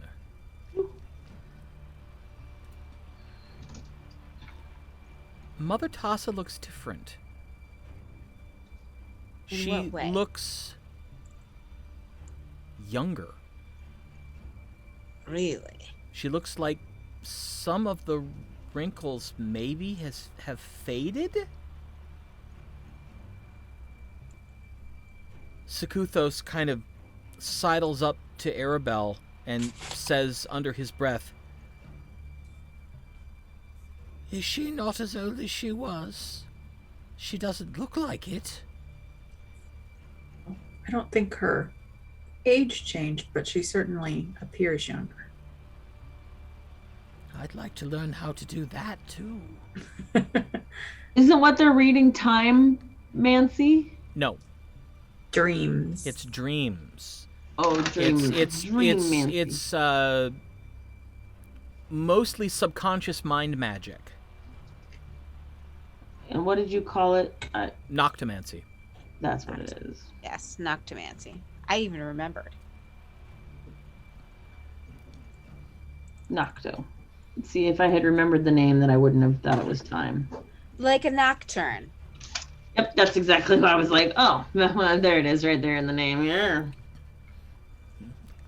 Obras speaks up from the couch. Apparently she's not quite ready for you yet. Remarkable woman. She is indeed. She's worth the wait. She's formidable.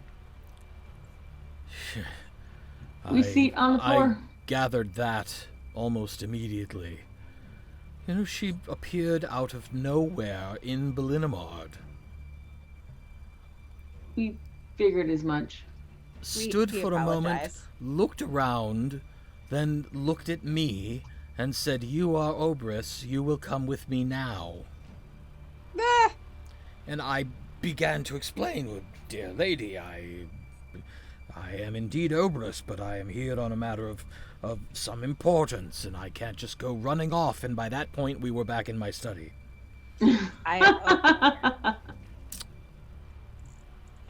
Yes, I sent Athgar a message and told him that you had been kidnapped.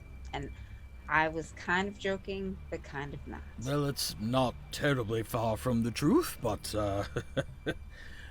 she immediately made the reasons known, and I realized that this was someone who you had sent my direction, which meant that I would listen and give her as much assistance as I could. She proceeded to sit down, pick up one of the books from the Everwood temple, and began to read it to me out loud. Do you know how long it takes me to decipher a single chapter of one of those books? And that's why when she said she might be able to help, we were excited. Apparently, she knows this cipher. that the tomes are written in, and she has provided me with a full translation key that I will be able to use once she is finished. That should surprise me, but it doesn't. At this point, Tassa, you hear her go, and you look over. She has closed the book and looked up.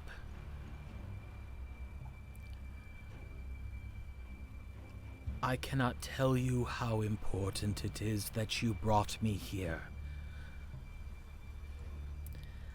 This tome is a full primer on Noctomancy, and reacquainting myself with it, I was able to unlock a memory that I had forgotten. Something from long ago. It is appropriate that I am here with you, and that you have brought me along on this quest. As it turns out, for reasons I do not yet fully understand, I have been charged with returning the metallic dragons to the world. Oh. That's wonderful. And that's where we're going to break. Nice. Woohoo! I like charges. Mm-hmm. Also, I like dinner. Yes. So, we're going to go grab something quick to eat. We'll be back in 15-ish minutes. And we'll see exactly what it is that Mother Tassa has remembered and what that means for the rest of the group. So, see you in a I'm little bit. excited.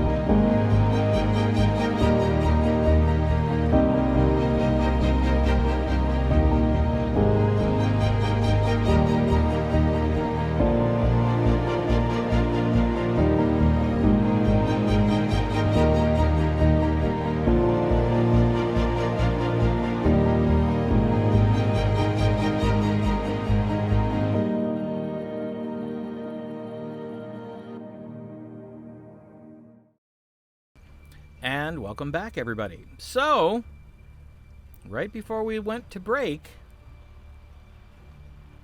Mother Tassa revealed to you that she now knows that it is her duty, her quest, to restore the metallic dragons to Aecathan.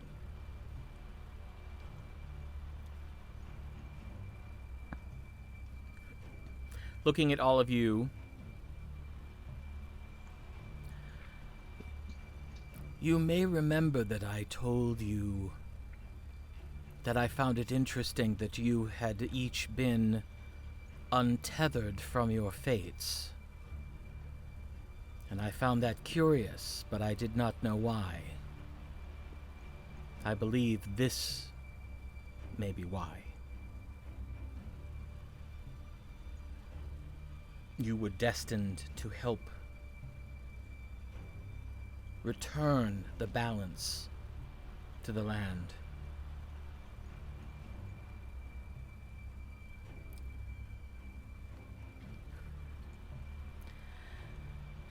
It was reacquainting myself with Noctomancy that allowed me to sense this memory in my mind that was no longer connected. As if somehow it had become loosened, but I was able to reclaim it.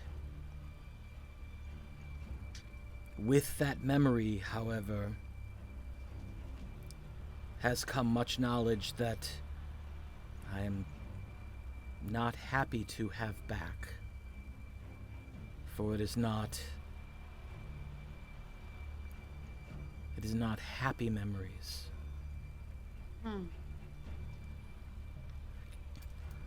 I remember now the spell that the chromatics cast.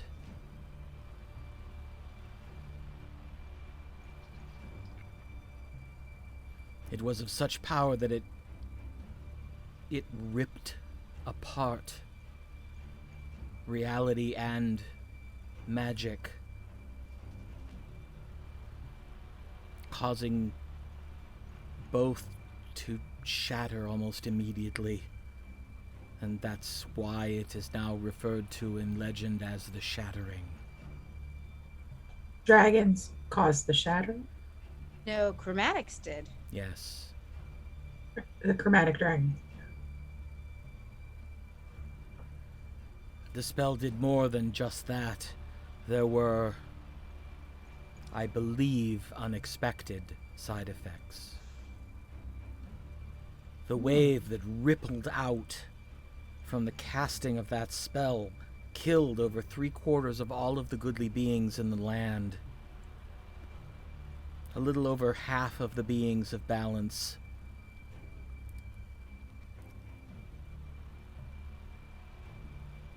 But they got this power from Gunder, who was at the time the god of murder.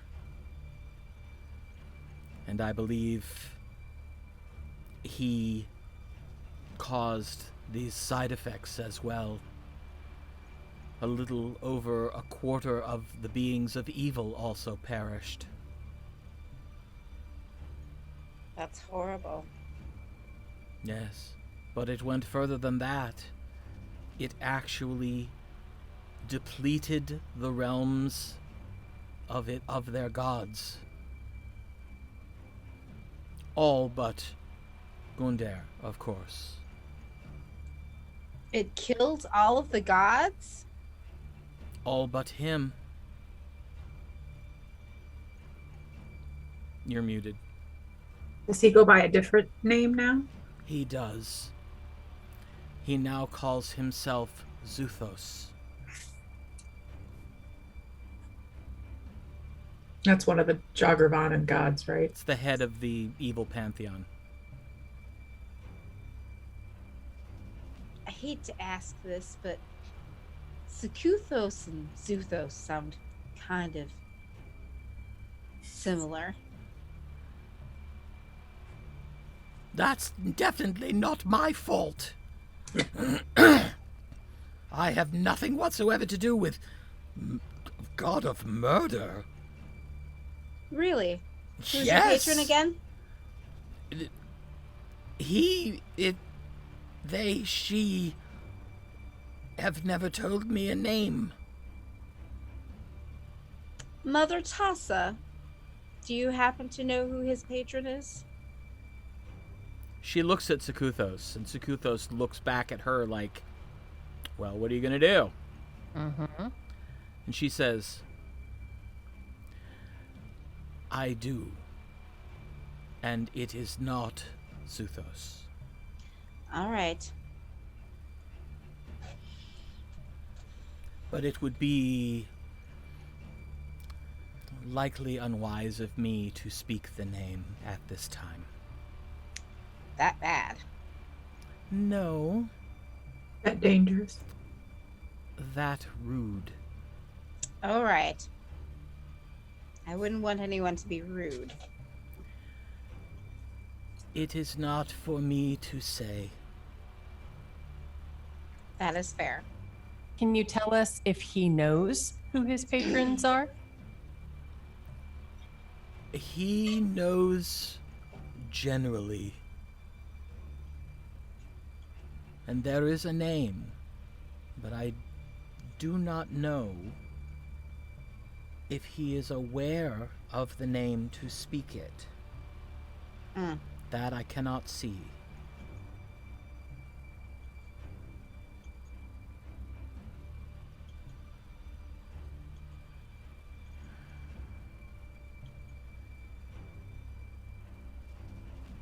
This, however, does explain why the time since the shattering has been so beset by evil.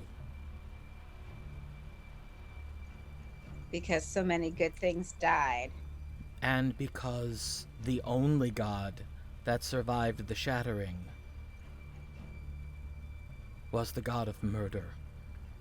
Mm. The new gods developed slowly as humanity began to right itself, and all the other goodly races as well. But those first few years after the shattering were very dark times indeed. No magic at all. Widespread death and famine. It was a dark time.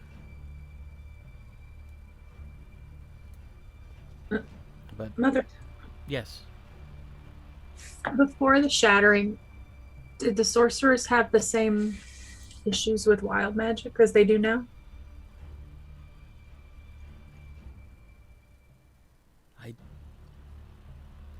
I'm sorry, child. I simply don't recall. There's so many holes that I've become aware of still. Likely there are more pieces of memory to be reclaimed as I continue to reacquaint myself with Noctomancy. Perhaps I will find them. I know of some, but they resist my attempts to restore them. So clearly, it is not yet time. Are you aware you look younger?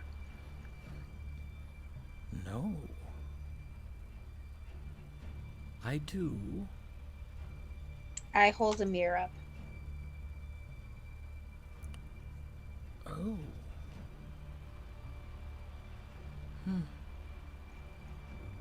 Well, I can't say that I mind. But that's very strange. She's totally. What god do you worship? At the moment, none. Well, I would say that one favors you and has decided that you need more time here so that you can accomplish what needs to be done. There may be something in what you say. Perhaps he or she will make themselves known to me at some point if this be the case. I would be interested.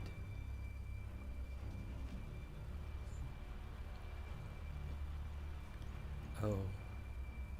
Hmm? Yes, and all that I have mentioned was not the worst of the effects of the chromatic spell. What else happened? I mentioned before and indicated that it was another story for another time, the Verlaxi. I fear this is that time. The Varaxi? Verlaxi. Verlaxi. They were the creators of Noctomancy. It was they who discovered it. It was their Drakegoth, their word, their reason for being, their life mission, their culture. It was all wrapped up together.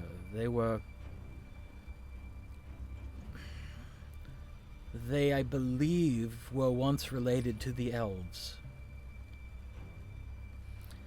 But they chose to live beneath the surface of the world. And as such became much paler than the surface elves.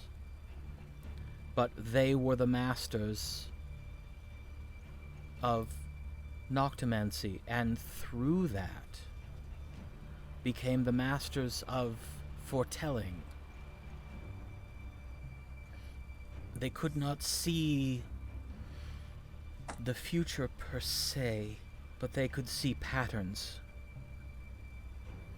And they began to be able to predict the results of these patterns. They were quite renowned for their wisdom and their kindness. But because they were so open, so receptive to the winds of fate and time and dreams, the chromatic's spell not only shattered the world, it shattered them. They became vessels that absorbed the evil of that spell, and it warped them. Are they who conquered Daltaxtun? They renamed themselves the Thwilnu, which in Othaga, their language meant Dreamstalker. Ugh. And they set about relearning their abilities as means of attack and subjugation. They also began creating breeding pits where they started experimenting, creating creatures that they then enslaved. The white creatures we've encountered. I believe so, yes. What white creatures? We've come across some albino, odd animal beasts in different places. It was indeed the Thwilnu and the Chromatics who joined forces to lay waste to Thattoxun. Oh. I see? I squeeze Zori's hand. They were allies once. It is not a stretch to imagine they have become allies again. And if, as you say, their horrors have been seen here in Aecathan, that would lend weight to that idea as well.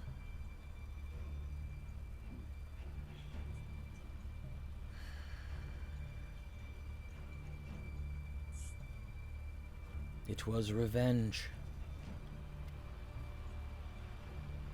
Revenge upon the elves for allying themselves with the metallic dragons.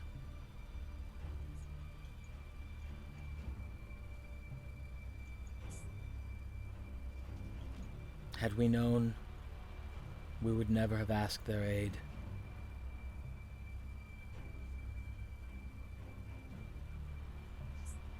But we did not.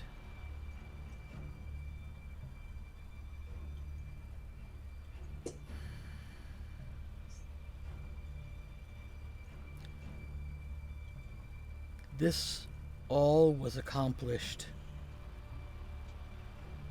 because the god of murder gave them the magics, but it was also their own trickery. They called for a conclave of dragons, which had not been convened in the lifetime of my parents even. But it was when all dragon kind were to send representatives to neutral territory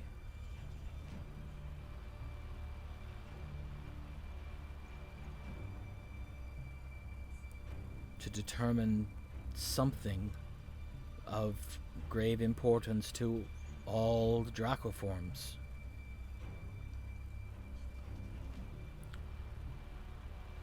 It was when the conclave was convened that they cast the spell.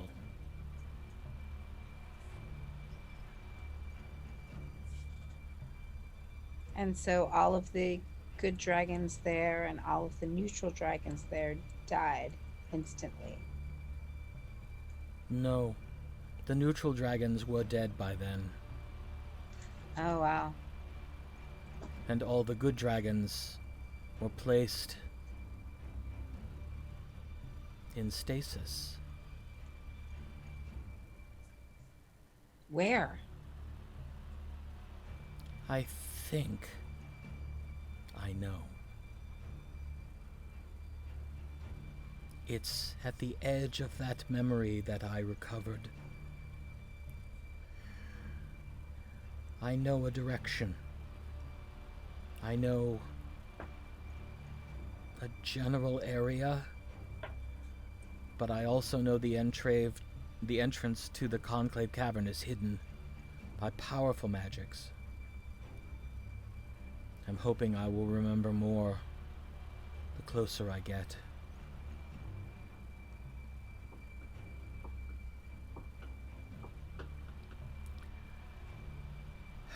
I'm also hoping that as I remember more of Noctomancy, I will perhaps be able to find lost memories, perhaps, that give me more information.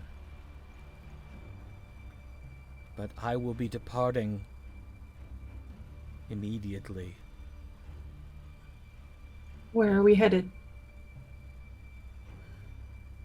You humble me, child. You volunteer even before I can ask. Of course we volunteer. This is our mission. This is what we must do. This is why we're here.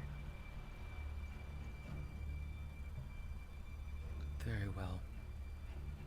Know that whatever happens, you have my gratitude for as long as I live. know that no matter what happens, we could not have done this without you, and we knew that. You were our only hope. And now, you are mine.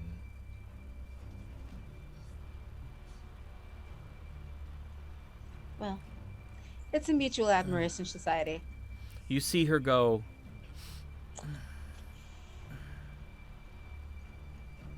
Are you all right?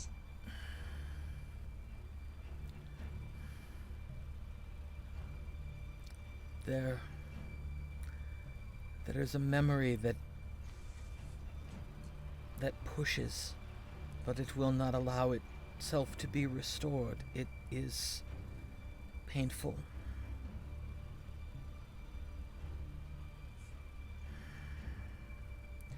I worry that it may incapacitate me at exactly the wrong moment.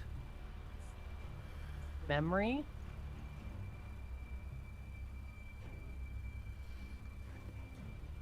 She looks at Zorith.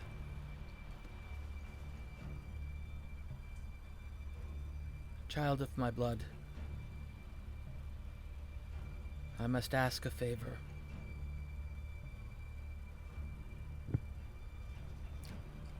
I do not believe that it will cause you any harm, but I am not in the way of knowing for certain yet.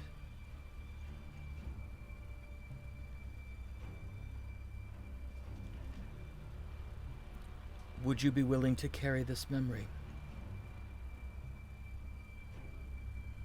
You will not be aware of it, I hope. Absolutely. I mean, it's our destiny, in any way I can help.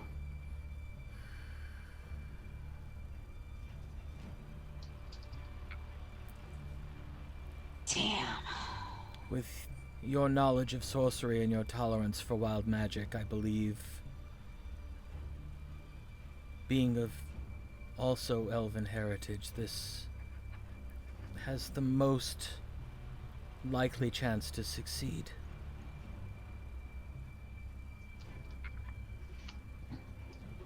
And I go over to her side and I can put my hand in hers and just like pat her on the shoulder, like not pat her on the shoulder, but just like put my hand on her shoulder and I say anything you need. Very well. Then, if you would, kneel so that I may hold your head. I kneel.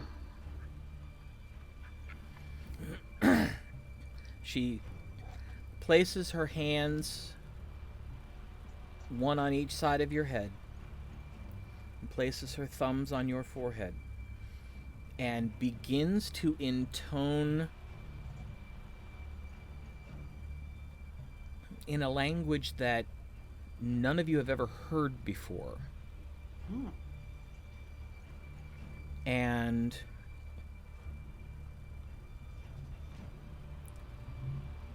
Zorith, you feel a kind of an odd prickling sensation almost on the inside of your scalp.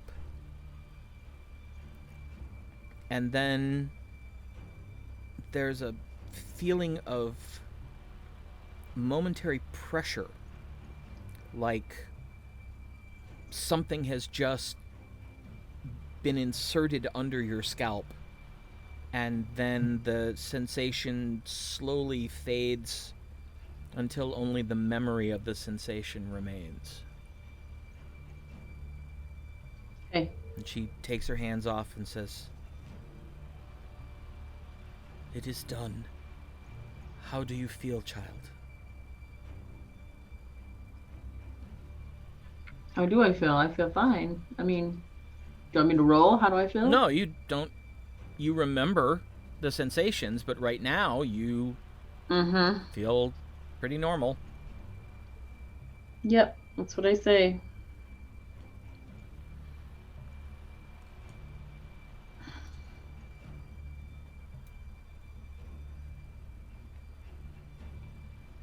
That's what I say.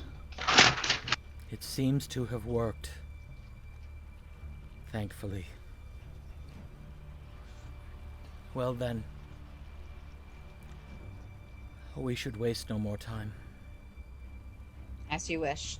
She looks over at the couch, and you see Obras is just kind of wide-eyed, watching everything that's been going on. She walks over to him, looks down. You, young man, are quick of mind and quicker of wit. Should we survive this, I think I would enjoy spending more time talking with you. Until then, however, we must journey north as quickly as possible. The longer we take, the more chance that somehow the chromatics will discover what I am about and rise to stop us. Obras stands up. Mother, it is my pleasure to have been of assistance to you. And you are welcome here whenever you can make the time. I wish you success. I will take your wishes. We will need all the good fortune we can get.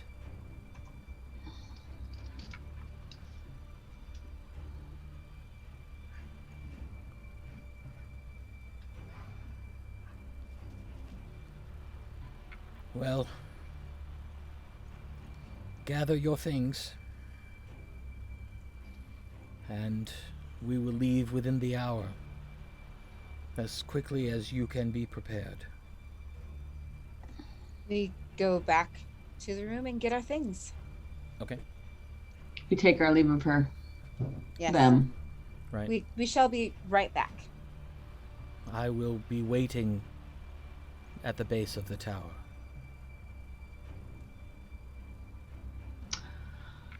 As everybody runs back to the thing, how much time has gone by? Is everybody still in the dining hall? Probably not. I'm gonna peek my head in there to see if Aron's still in there. Maybe grab some food for the journey. He is not. Okay. Yeah, I'm gonna see if there's any extra cinnamon rolls or food or good things. There are. I'm gonna grab a bunch of them and put them on a plate. And are there lunch ladies still? Yeah. Then I'm gonna ask permission and say, been tasked with a really important mission. Do you mind if I take some nummies to go? Nah. Go ahead. We were probably just going to throw those out anyway. Nope. And I scoop a whole bunch more. I join her and She also walks in the back and comes out with a very old, kind of rickety-looking wicker basket, and says, "Hey, you can throw them in here." Ooh, gather as much as I can. Sure. Okay. You probably end up with about 3 dozen cinnamon rolls and 1.5 like regular rolls.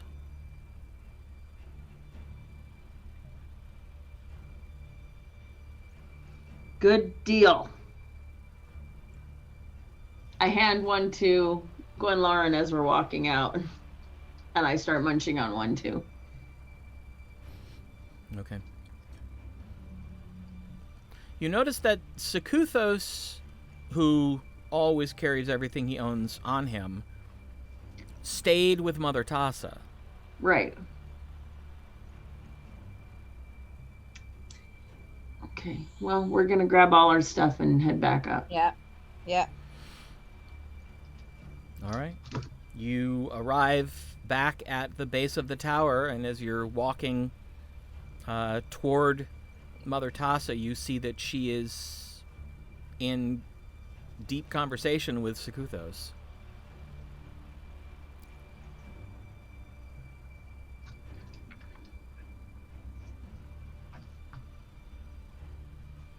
Well, we're not going to interrupt them, so.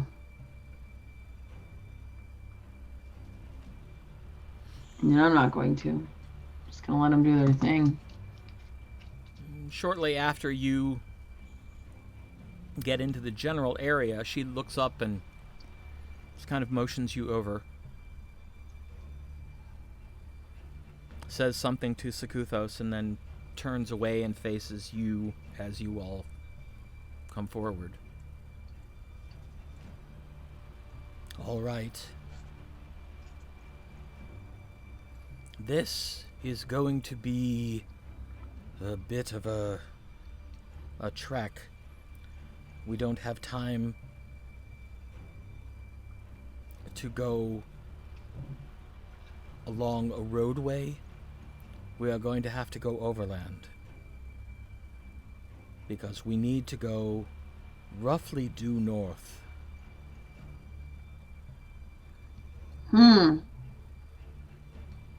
But we will, I believe, be passing through one city before we venture toward the mountains. What? What? I think it's your city. Which city? Killcross. Oh, that's all right. Okay. That's not Strafferman's way. Oh, no. She knows better than... The assembled tribes of the Sasaran avoid Strafsman's Run. Rightly so. We simply ride around that city and continue on our way. Of course. That is wise.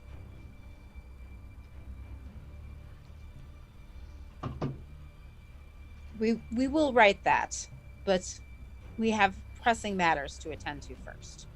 Clearly.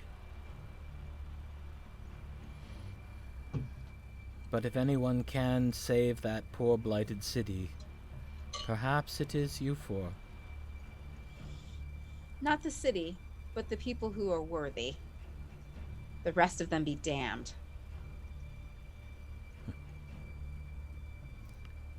Hang on to that fierceness. You will need it.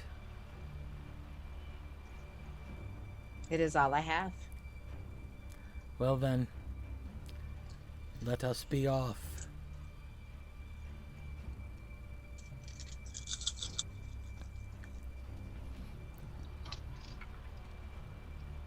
She motions off to the north. And we go. All right. I mean, like, how are we going? You said overland. Yeah. So We're you're going to be walking. leaving the clearing that Azinor is in. Yeah. And basically moving into the Jaonos Wood. Okay, that's what I thought. So, what's the marching order? Are we taking horses? No. No, we came here magically. We didn't bring our horses. Right, but there's horses to be had here, so I'm just saying. She seems to be of the opinion that she's going to walk. All right, well, we we're can walk walking. too. Okay, we can walk. So I'll go first. Okay. Gwenlara can bring up the rear. Mother Tassa in the middle. With Zori, and Maybe it should be Gwenlauren in the front. She can do pass without a trace. I am used to scouting. okay. All right, I'll take up the back.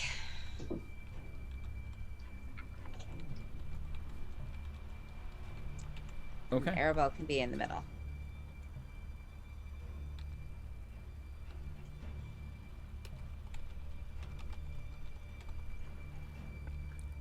And Sakuthos is going to stick relatively close to Mother Tassa. That sounds good.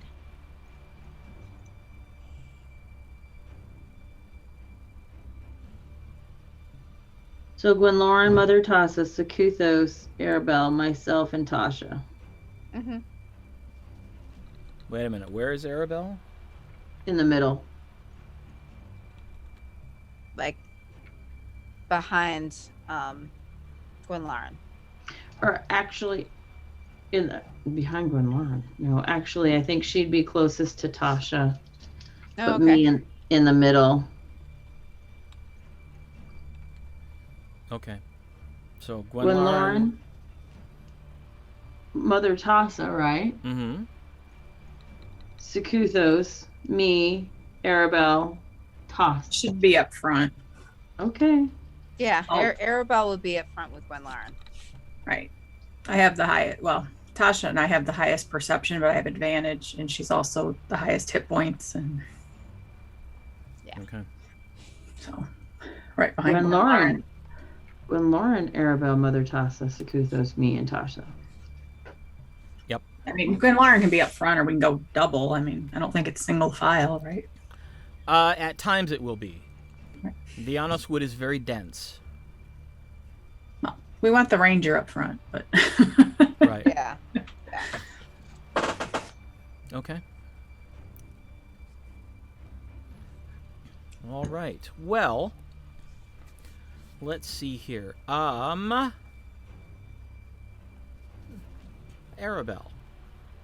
Yes. if you would, roll me percentile. All right.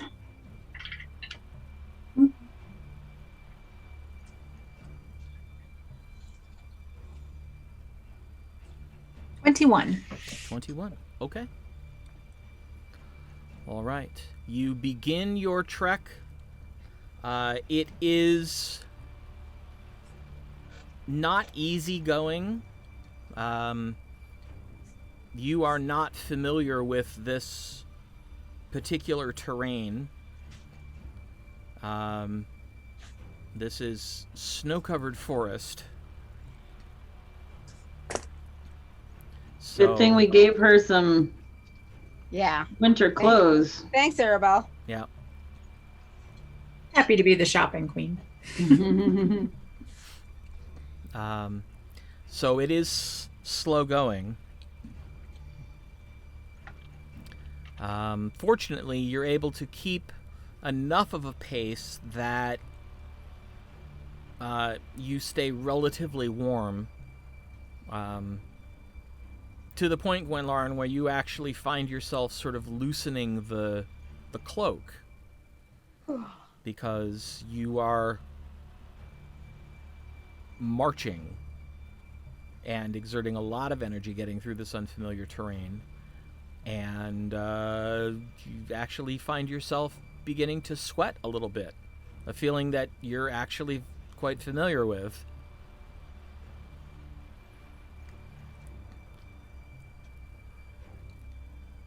When comes time for about midday, Tassa suggests that you simply eat while you walk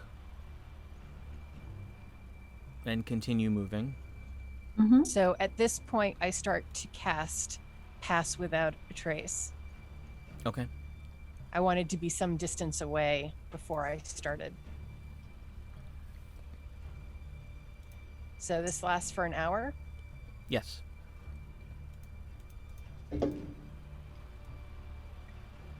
And what exactly is the effect? It surrounds us with a veil of shadows and silence, masking me and my companions from detection. Each creature within 30 feet, including myself, has a +10 bonus to Dex stealth checks and can't be tracked except by magical means. And a creature that receives this bonus leaves no tracks or traces of its passage. All right. So, how much of a dex bonus? 10. To Ooh. stealth checks. Yep, to stealth checks. And You basically, we leave immediately no trace. you immediately notice that your passage is now quieter.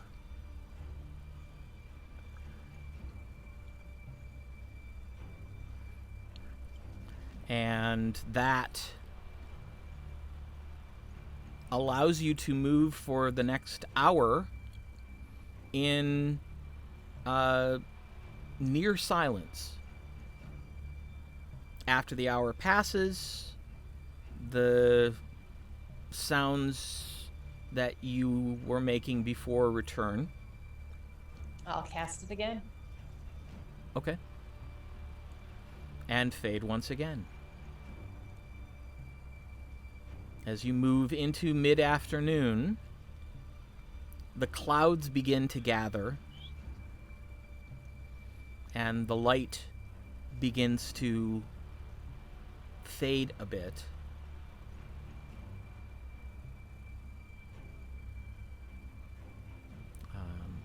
The Pass Without Trace spell expires again. And I'll cast it a third time. Okay. You continue moving north into the woods. As it begins to get darker still, you realize that you have walked a good chunk of the day, and the sun is starting to set. I would like everyone to make a perception check, please. I like those new dice. 25. 24. 25. 23. Ooh, nice job. I know, right? Look at you. It's not going to happen a lot, but it's happened this time, so that's good. Let's see, Sakuthos got an 11. And Mother Okay, he's short. Tassa got a 33. Well, as she would. Right. She rolled a natural 20. Right, as one does. She's got to be much higher level than us. Just saying. And she holds her hand up. There is something, or maybe several somethings, ahead. They're making a lot of noise. And at this point, the people who rolled in the 20s are starting to hear the sound of trees falling. Uh-oh.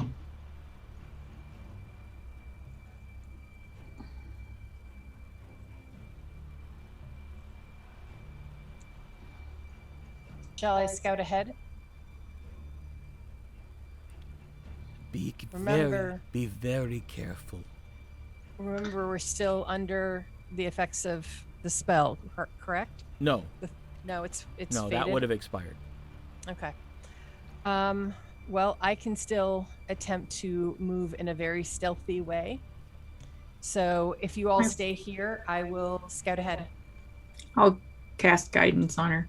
Okay. I'll give you a die 4 to your roll. Great.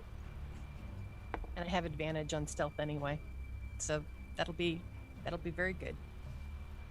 Lovely. All right, go ahead and make your roll. Rolled a 19. Nice. And so I'll take the second roll for advantage, but I'm not going to do better than that. So You might that's have. a 27, and then plus the 4 that I was just Die. given. A die Uh, 4. Yeah. Yep. Yeah, and I got a 4. So Nice. that's a 31. 31. Ooh. Very nice. Tell me, Gwenlarn, what languages do you speak? I speak Abyssal, Common, Elvish, Goblin, and Primordial. Okay. Wow. Oh.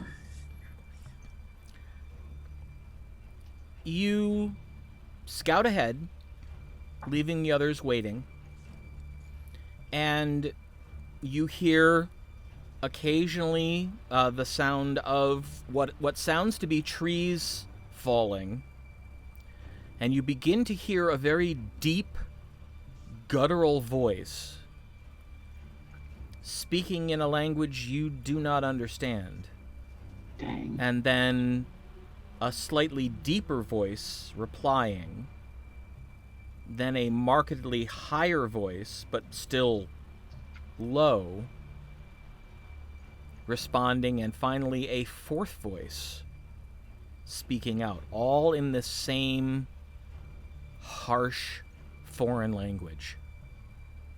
I try to remember the sounds of the words, even if I don't understand the words themselves.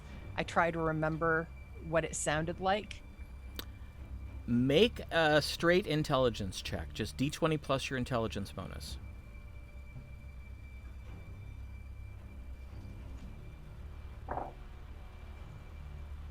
Um, 17. Okay. All right, you believe that you've committed a couple phrases to memory, at least phonetically. Okay. I will silently move back to the rest of the group Okay. and quietly tell them that I've heard 4 voices, and I repeat as best I can the phrases that I heard them uttering. All right, make a performance check.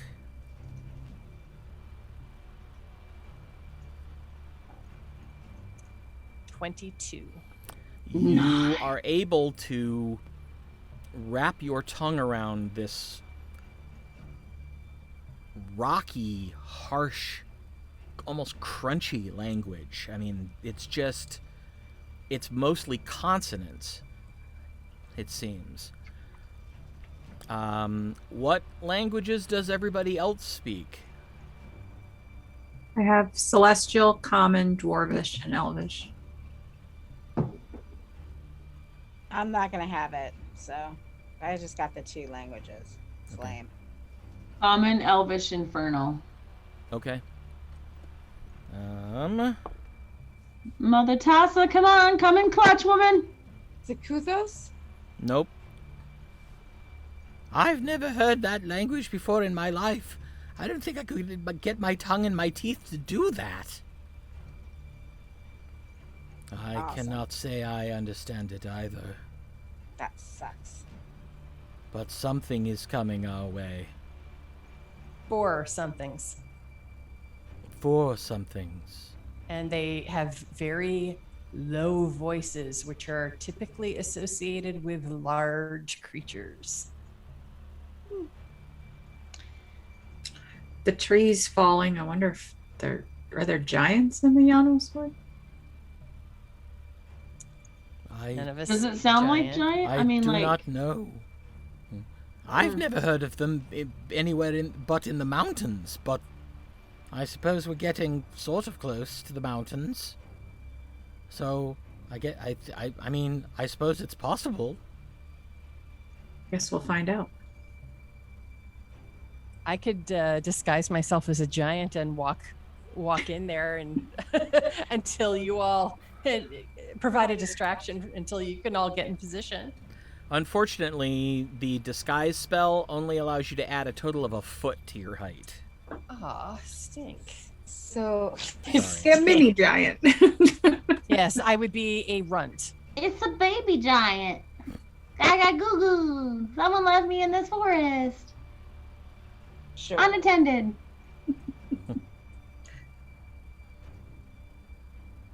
All right. Well, the sounds are coming closer. What do you want to do? Hide. Probably for the best.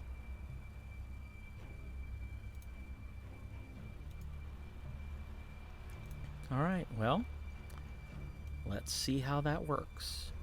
I'm gonna guide myself before stealthing. Oh, stealth. No plus 10, right? I'm going to hide in plain sight. So take a minute and create camouflage. And then hide by pressing myself up against a solid surface to gain a plus 10 bonus to stealth. Okay. You press yourself up against the trunk of a tree, So, 23. if you would, go ahead and put yourselves on this map. It's way down in the bottom corner, right? Yes. Okay.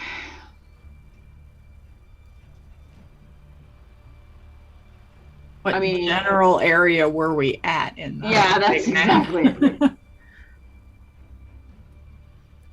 Well, you're walking through the forest, so Right, but okay. Well, we'll all be relatively close together, so yes.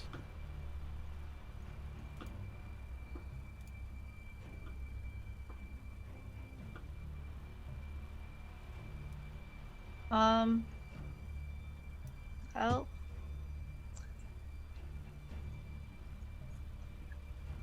Am I not on the thing? I don't see you. I don't. Ah. Hold a moment. Let me zoom out and see if I can see you anywhere on the map, which I do not. I don't either. You also can assign her to you, so if you need to move her.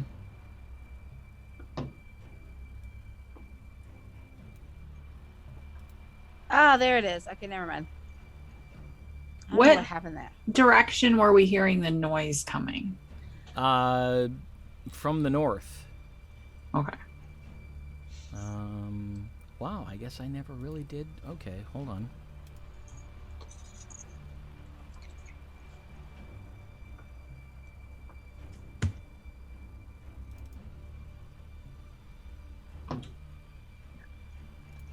There we go.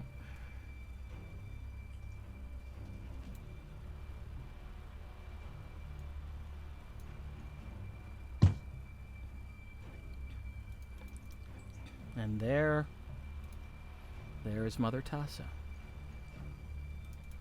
Okay. Beautiful. All right. So, at this point, I would like everyone to roll initiative, please. You said you wanted us to roll stealth, though. No. Oh.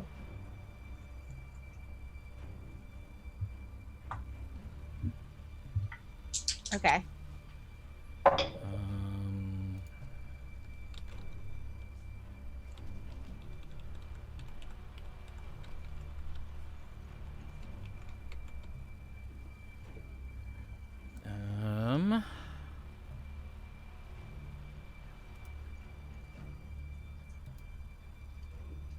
So he's at 4, so...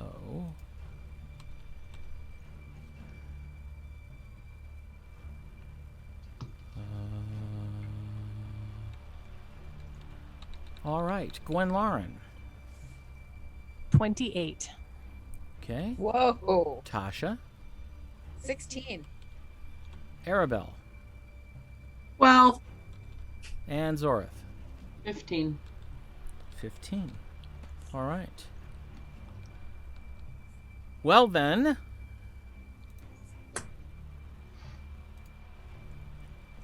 Gwen Lauren, you are first. Do I see anything? Make a perception check.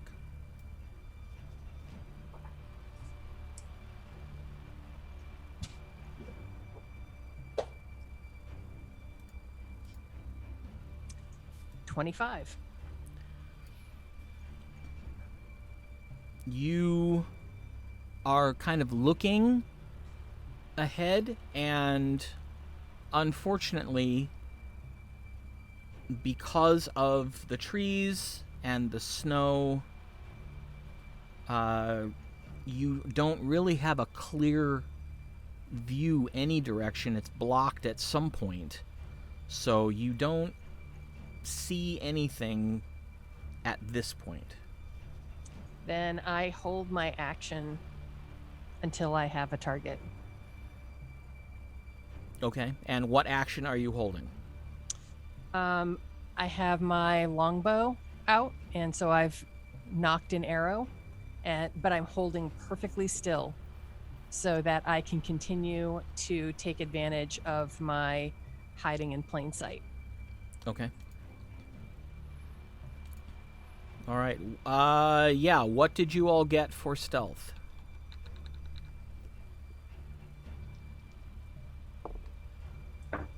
I got a 23 because it was 18 plus 5.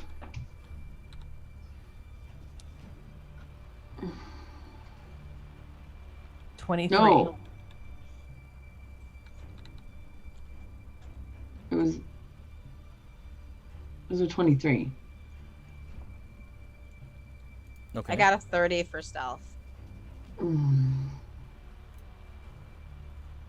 Actually did good. With my guidance, I have a 26. Woo! I know, never to be repeated again. Just And what did you get, Tasha? 30. 30. Okay. All right. So Gwenlaren is holding.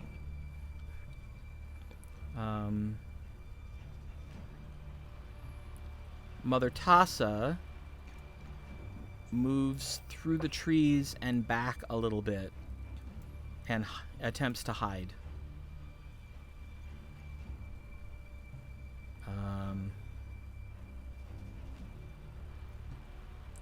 Sekuthos vanishes.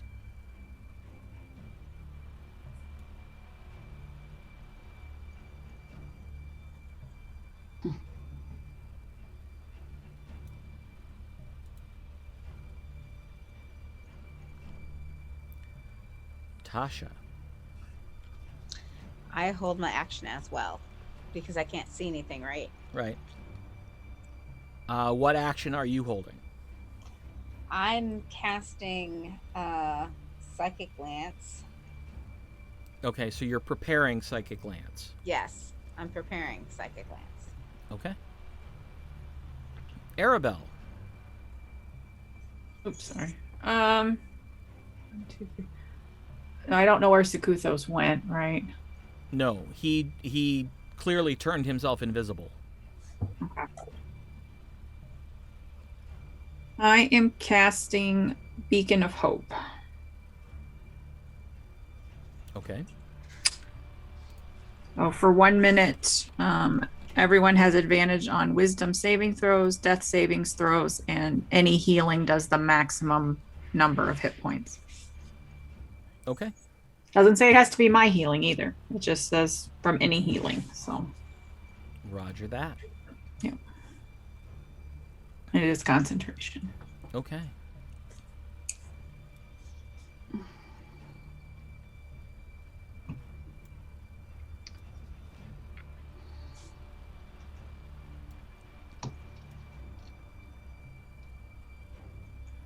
You hear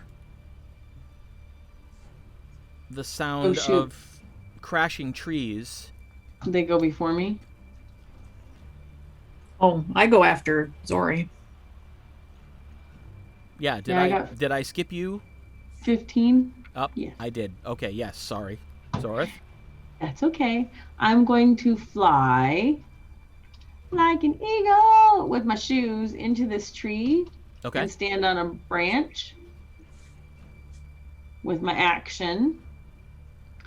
And I'm going to hold vitriolic spear when they get, hold on, 150 feet of me, Okay. Assuming you can see them.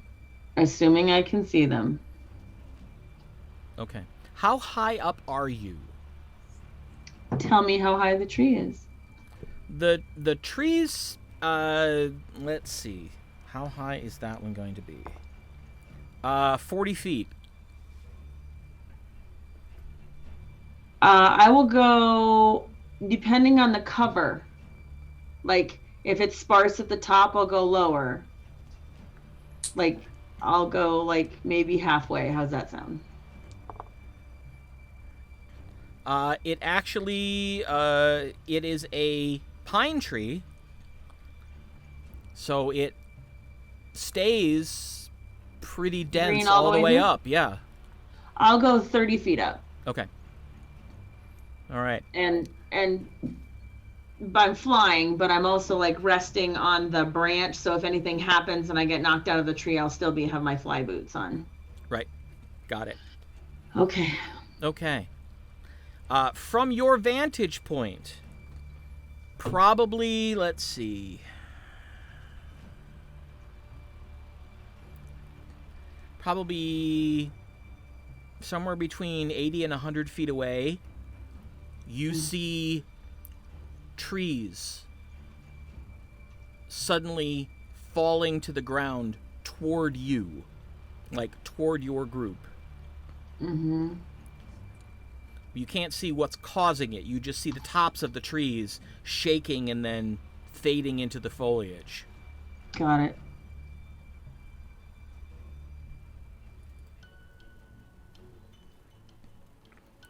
All right. Since I don't see them, I'm gonna cast this spear. Wait, hold. I'm sorry.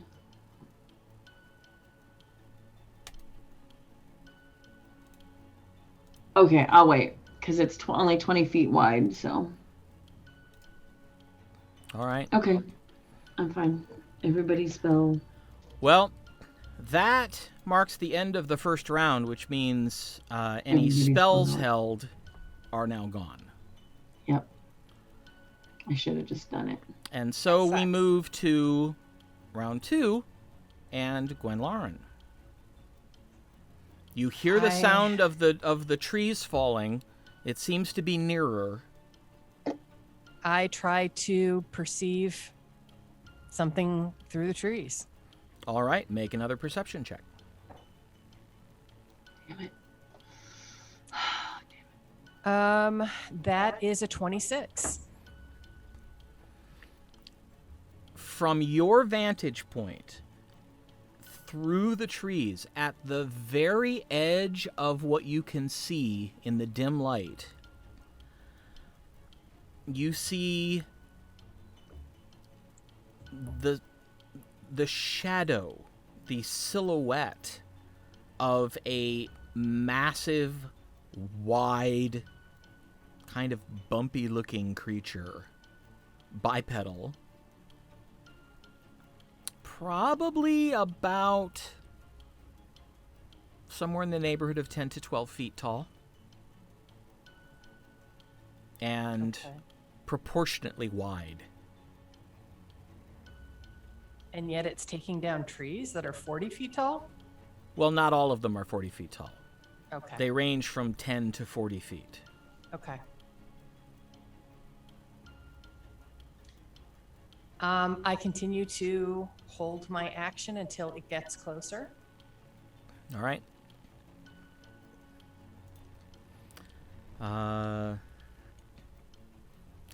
Let's see.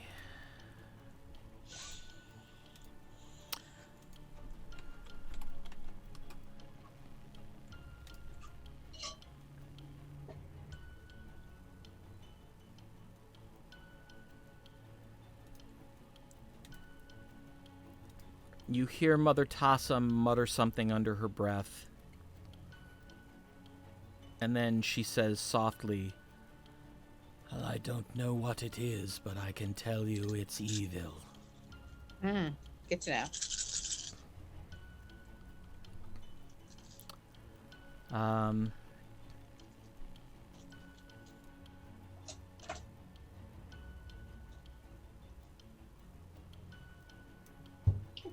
And you have no idea what Sikuthos is doing. Tasha, Can I see? make a perception check.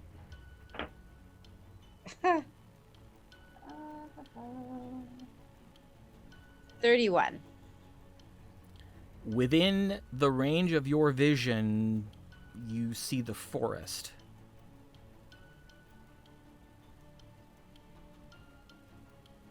But other than that, nothing.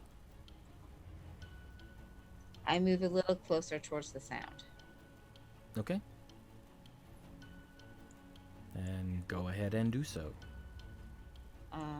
You have Okay. 30 feet of movement. Each square is 5 feet.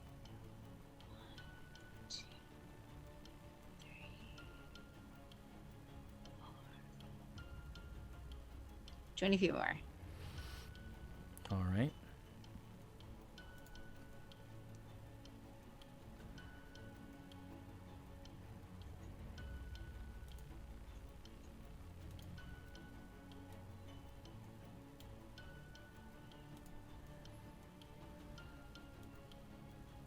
Oops. Wrong icon.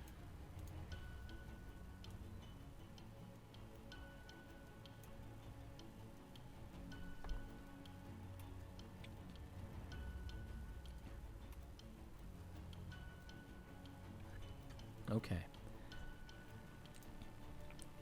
Zorith. I'm going to see if I can see them any closer now. Woo! Natural 19. Bitches. Perception, right? Yes. 24. Unfortunately, as with several of the others,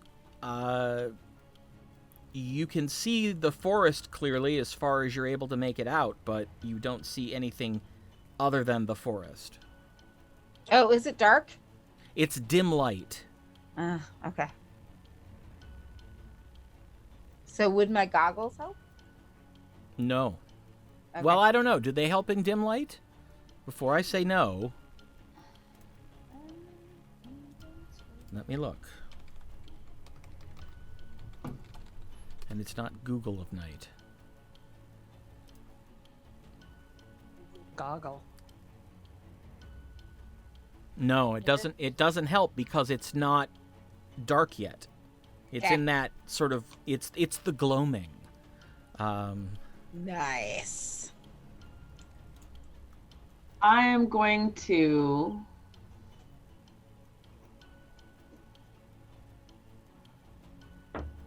cast that stupid vitriolic square. Okay. I point at the location within range. Okay. Use the rangefinder and Right. show me where you're centering the 20-foot sphere. I am centering the 20-foot sphere.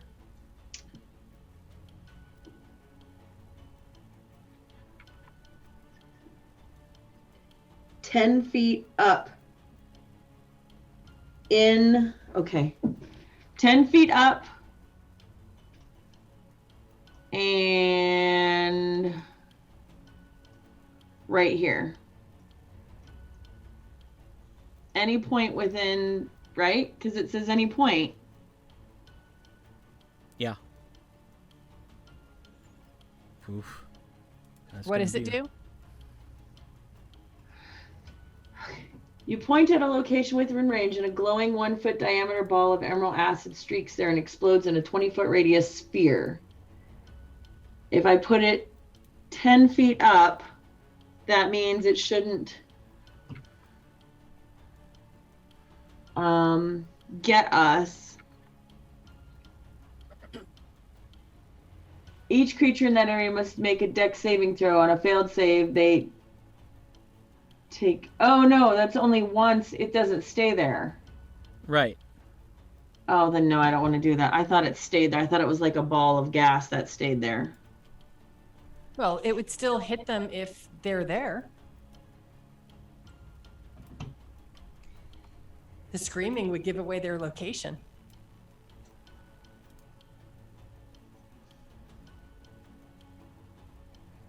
Then I'm going to put it out further. Okay. It can go 150 feet out. Right. So let me do it.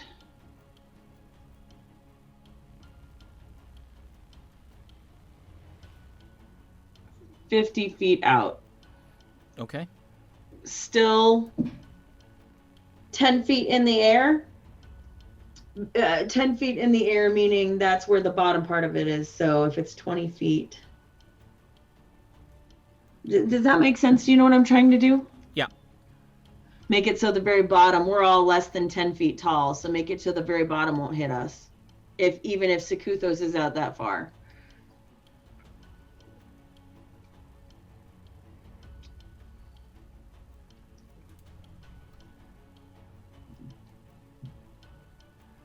All right. So let's see.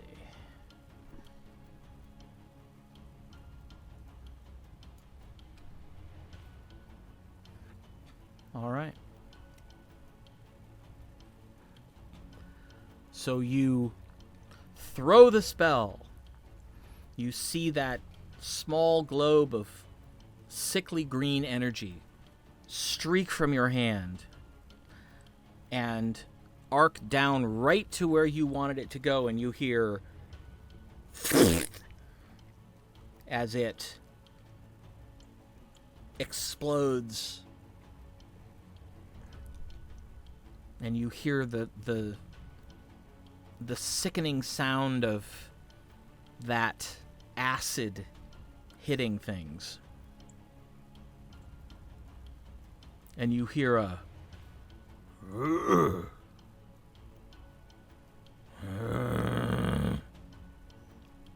Ugh, ugly. Too close. I should have gone out further. Damn it. Oh well.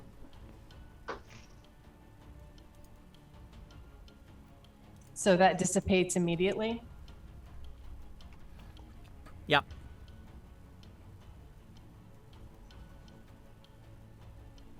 Arabelle's gonna probably hold her turn right now. Okay.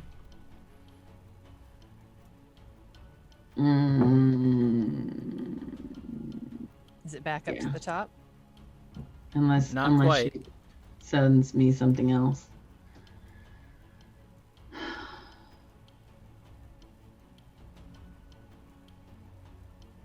Oh, there she is. I said you were gonna hold your turn. Well, it's the end of the round, right? So if I hold, then I can't do anything. Well, yeah. I'm sorry. No, that's Not okay. hold your turn, but not do your turn. So we still can't see them, right?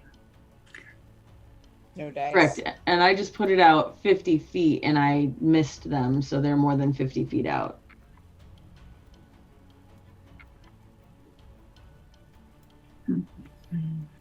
All right. So, Arabelle.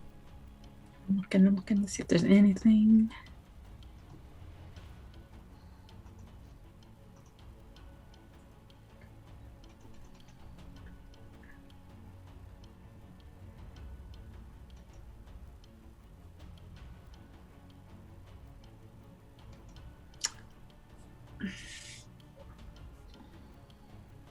So, a question. So on a spell that says it streaks towards a creature of your choice within range, it doesn't say you have to be able to see them. It does. You have to know where they are in order to send it to them. Okay. Well, because sometimes they say, that you can see, but this one doesn't. So that's what I was asking. It's guiding Nice bolt. question. I thought maybe my deity found them. Good question. It just says towards a creature Right. within range. It's 120 feet, so it's pretty far. Would you always be able to see them? Okay.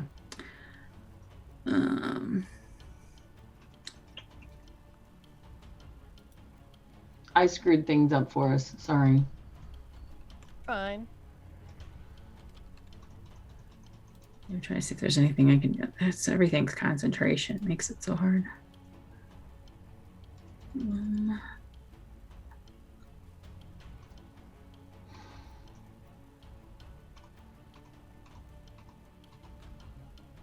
Yep, I'm not doing anything. Okay. All right. You hear the crashing sound much louder. Mm. And it seems to be coming from two different places now. Sort of off to your right and off to your left. Shit. And we're back to the top. Okay. So I'm going to move. Okay.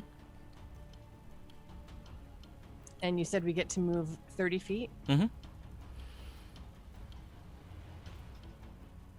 So I'm going to move here. Okay. And then again, take a minute to concentrate and hide in plain sight. All right. Go ahead and make your stealth check.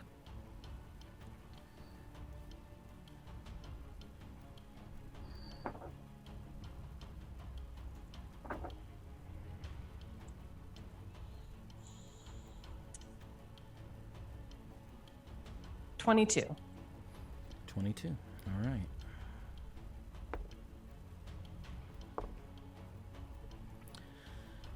As you settle in and move yourself,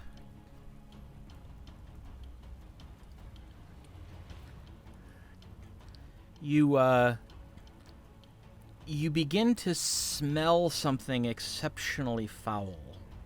Great. It smells like sweat and urine and rotted meat.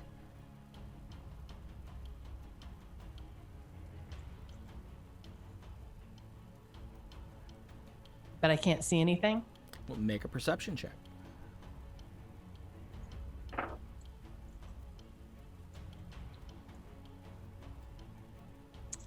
$16.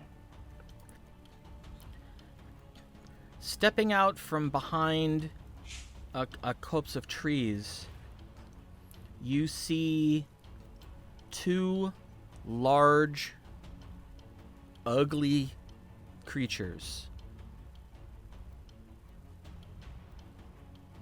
that seem unaware of your presence.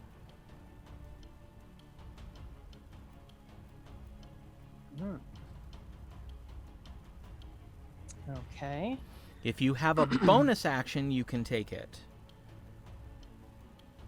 Okay. Let's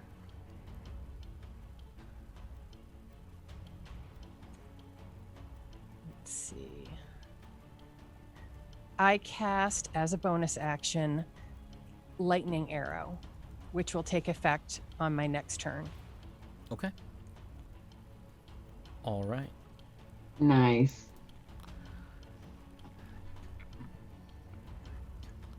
Tassa remains where she is.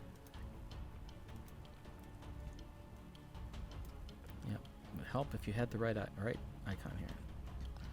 Sakuthos runs back into the clearing.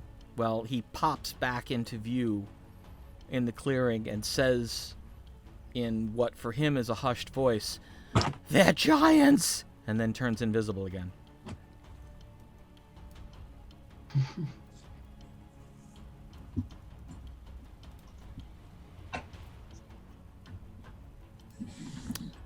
Zorith. Isn't it my turn? Mm-hmm. Oh, yes, it is. Sorry. Tasha. Sorry. Don't be sorry. No, that's my fault. I cast Psychic Lance. Okay, make a perception check. Okay. Because Gwenlauren can see them, but she's the only one besides Sakuthos so far. 31. 31. Okay. You are looking around, and you see two over here. Oh, fuck. Are there, and the trees are dense, right? Like, there's a lot of forest, right? Yes. Okay, so instead of Psychic Lance, I cast Ice Strike, right? Like it's Flame Strike, but I'm gonna switch it so that it's ice instead of flame. Can you do that? I can. I have. Where is it? I have Transmute Spell. Okay. So, that will change it to cold. Oh, let's do acid instead of ice. Okay. And the strike.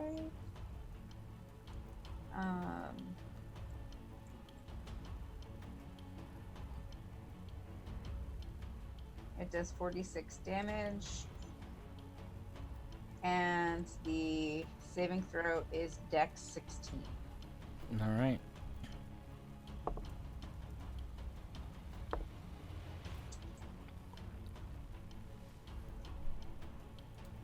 No, wait a minute.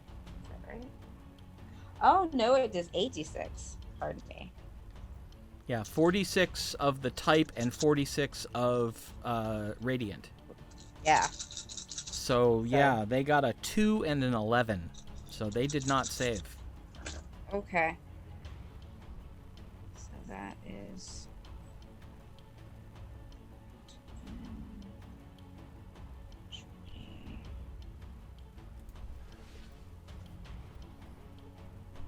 $29 points of damage.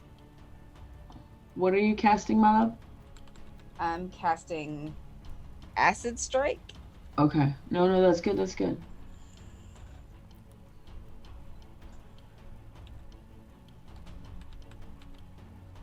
Because I don't want to burn down the forest. That's bad. That's Right. bad. You hear...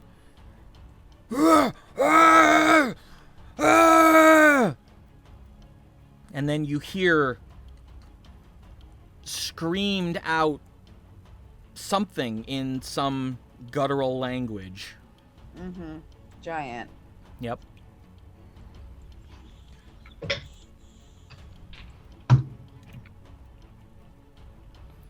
All right. Zorith? Questions? Yes, ma'am. Now that they're making noise, can I perceive where they are with advantage? You can make a perception check. 22. Yeah. You... Let's see. Ooh. Yeah. You catch sight of all 4 of them. All 4 of them. Yeah. It sounded like the ouchies came from the right-hand side. They did. You saw the green column of acid come shooting down from the heavens and slam into the ground, and that was when Well, you now heard that the I- screaming. Now that I can see where they are, I'm going to cast Vitriolic Sphere in between them at their shoulder height, which is what? Can I tell how tall they are? Between 10 and 12 feet. Yeah, so I make it so that if it's a 20 thing, then it's a 10-foot, you know what I mean. I'm not gonna, I would have to draw it out. If one of them is only 10 feet high, it won't hit them. So... Oh, hell with it. It's only one action and nobody else knows where they are yet. Shoulder height in between the 2 of them, in the middle of the 2 of them, right here. Okay. Oh. All right. So do they get a save? They die. Yes, but do they get a save? Oh! Dex 16? Because they're so good at Dex. Oh my god. Just roll your damage. They both They get technically got zeros. How do you get a 0? Because they have Because disadvantage? they rolled 1 and they have a Dex modifier of -1. Okay, well, it's going to take me a hot minute because I need 10d4 and I've only got 3 out. Okay. So basically they fall into it? Is that what you're saying? Basically, they don't even notice when it's happening. They only notice when it hurts. 1, 2, 3, 4, 5, 6, 7, 8, 9, 10. Okay, hold on. Ugh, this is suck. Good lord, that sucks. 10d4. Oh, okay.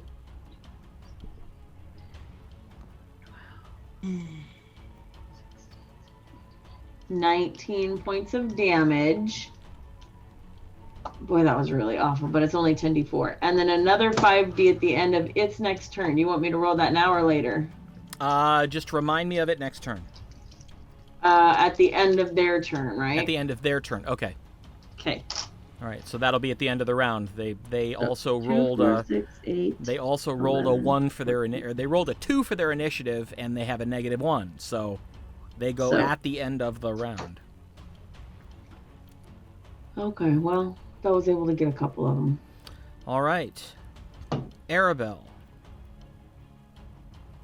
All right. go ahead and make a perception check first. Okay. Can I just use my passive? I'm looking for them.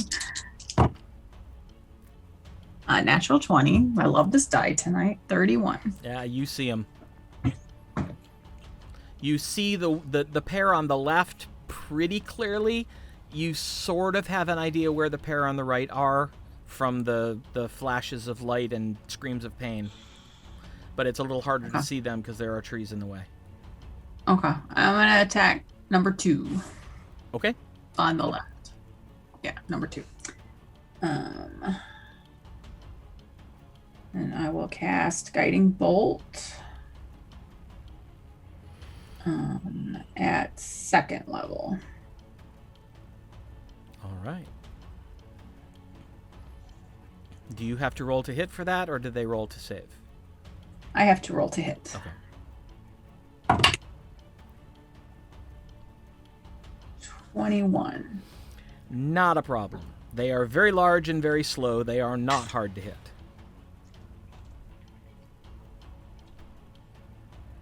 And that is 5 dice 6.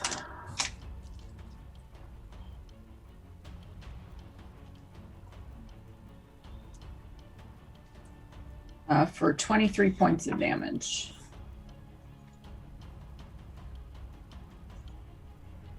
Okay. And that will be my turn. All right. And now it's their turn. So, first thing,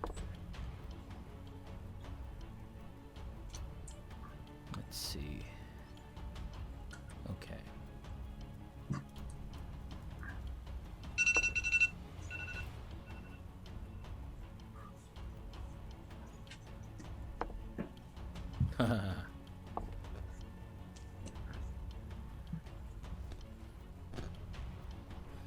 All right.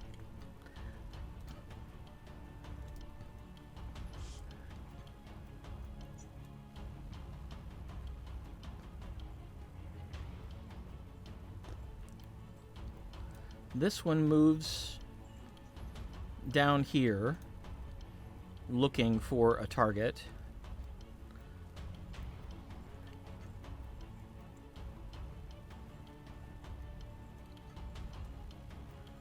This one goes smashing down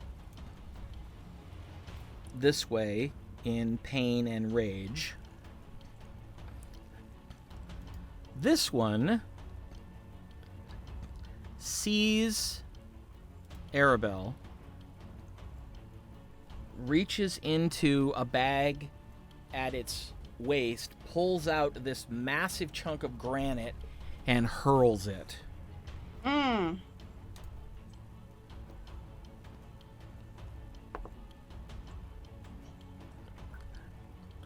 Arabelle, will a 25 hit? No. Yeah. Which I one was is like- throwing? This one. Okay. The one I was closest to super you, excited. actually. And let's see. Okay, so that's this.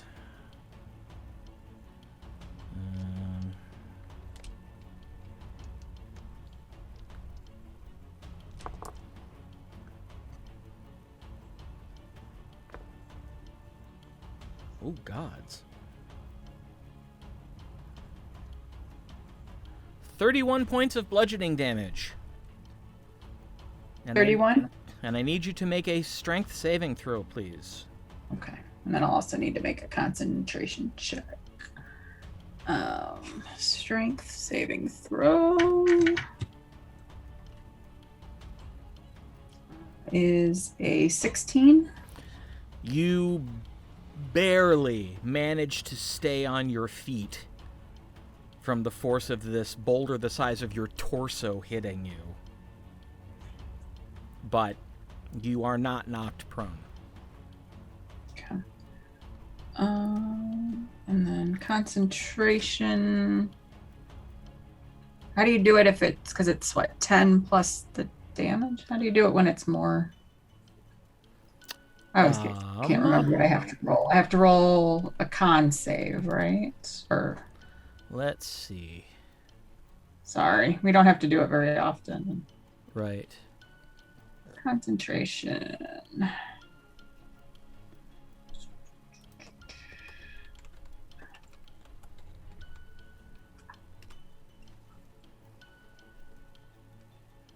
It's just pulling up all the things that have concentration. I see that. Concentration.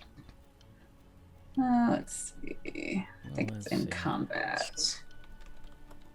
Compendium.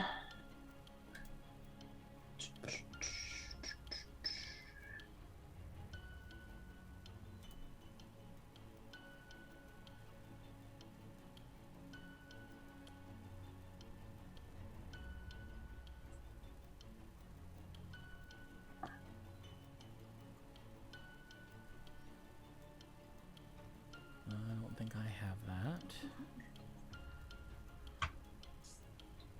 5e concentration.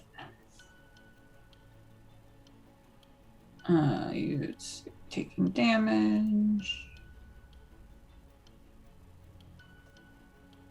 I think this would be something I know offhand, but Yeah, me too. there we go. Whenever you take damage while concentrating, you make a Constitution saving throw. DC equals 10 or half the damage you take, whichever is higher. So 15, 15. because we round down.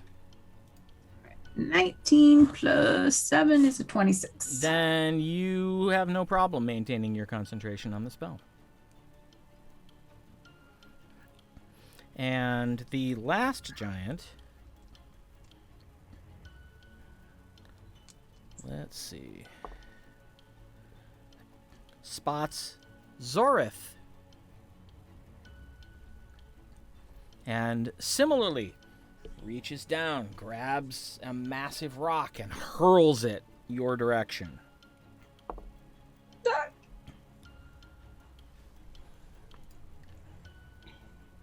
Does a 24 hit?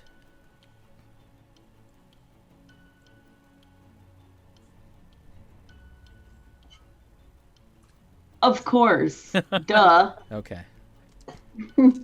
Is water wet? Yeah. Right? Is my armor class a 15? Sure is. Then you take 22 points of damage, and I need you to make a strength saving throw. Ow.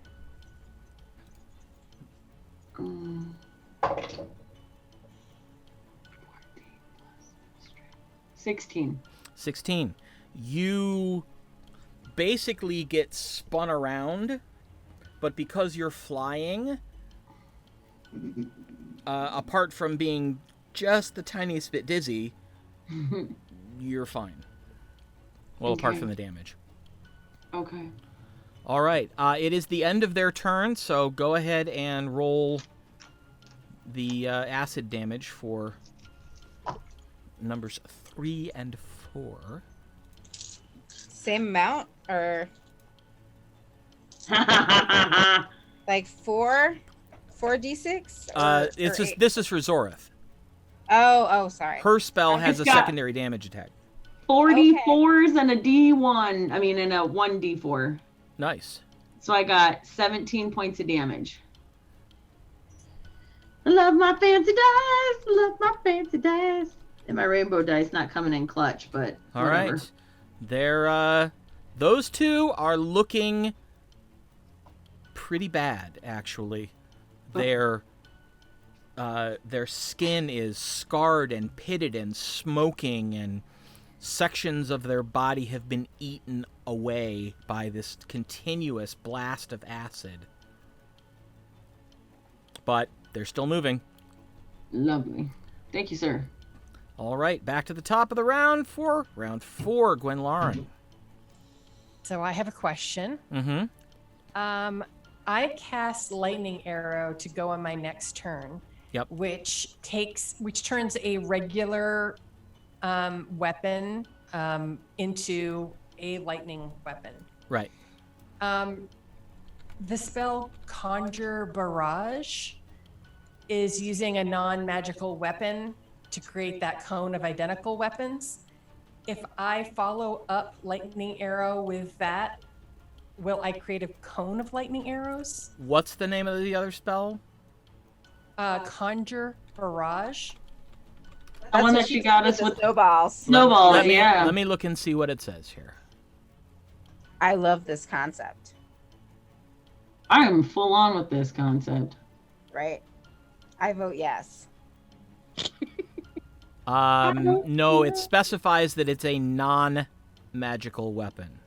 Okay. I mean, I knew that it starts So- that lightning arrow starts as a non-magical weapon. It would But- basically consume the lightning arrow and throw a bunch of regular arrows.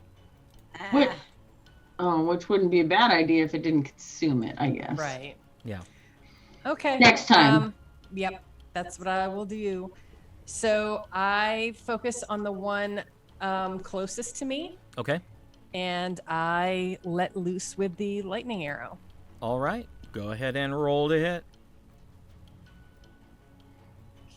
Okay.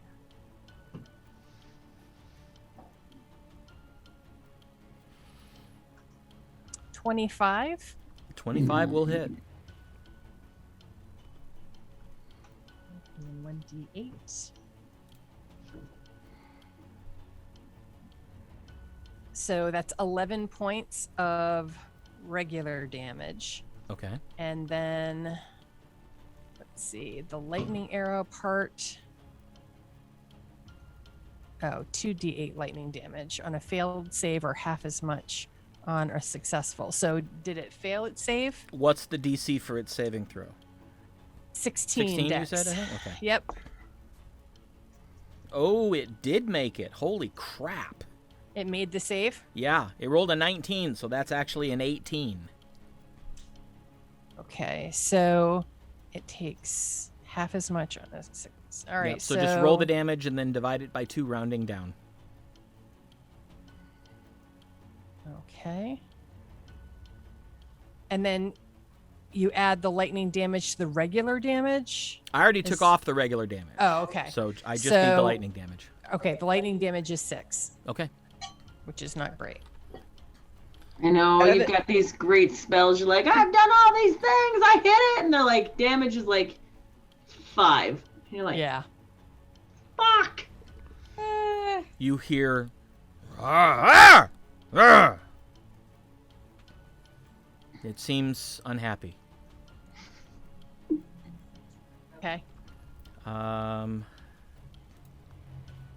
Let's see here.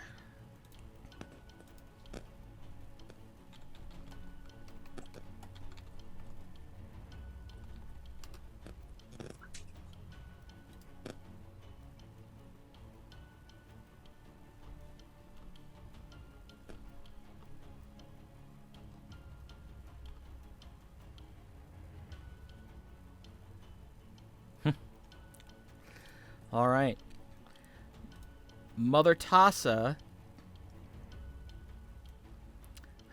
moves up out of the trees to stand just to the left of Arabelle, points at the creature, and utters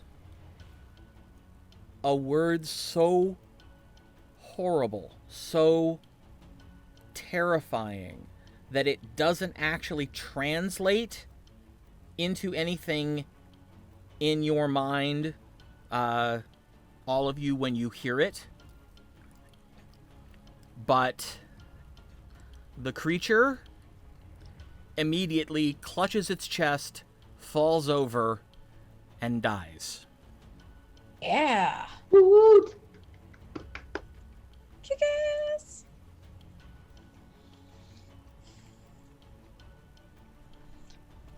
Is it Kuthos' turn? It is. Okay.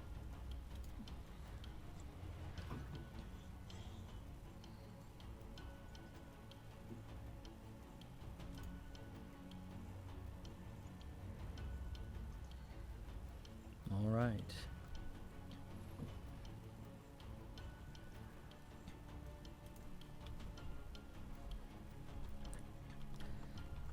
He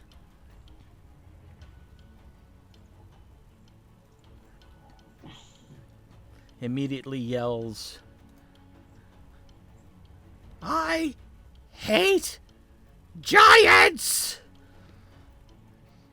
Oh shit.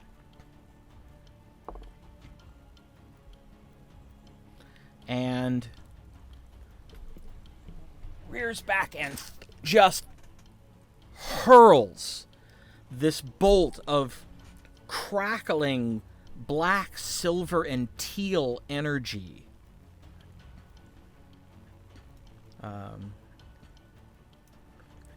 at this giant.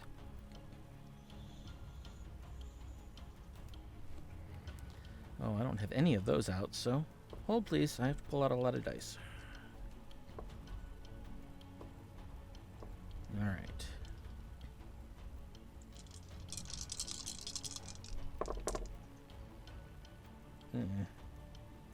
I've seen better.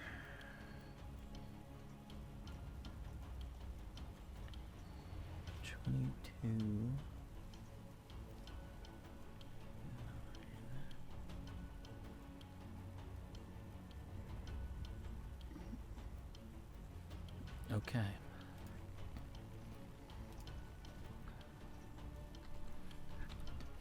You see it strike the creature, and the energy crackles and expands all over its body and flashes, and the creature goes, and it fades, but it doesn't disappear. Mm. And that's his turn. Tasha. I cast Psychic Lance at the one closest to Gwenlaren. Okay, so the one that Sekuthos just hit. Oh, okay. So the one that's closest to Zori, this one over here. This one. Yeah. Okay. Yeah, that one. It's the saving is 16 intelligence. Something else that that giants have in spades. Right.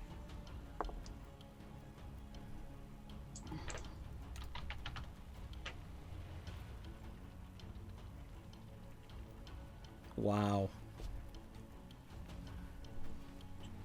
Failed by 1. Ooh, lucky. Rolled an 18, but they have -3 intelligence.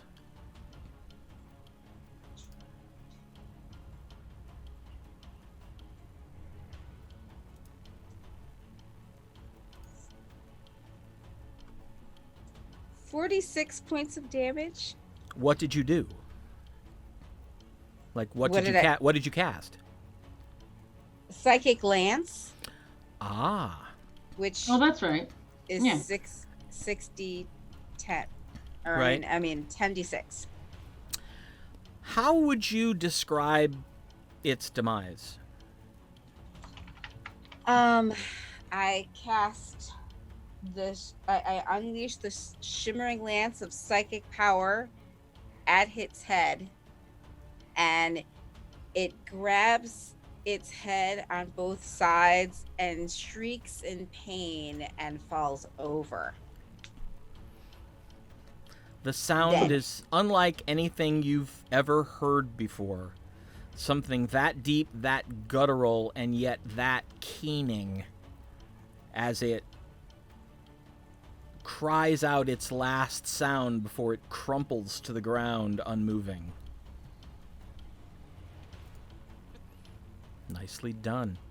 Zorith. I love new spells. Okay. Okay, well, since that one is gone and this one, number 4, is still there, Mm-hmm. I would like to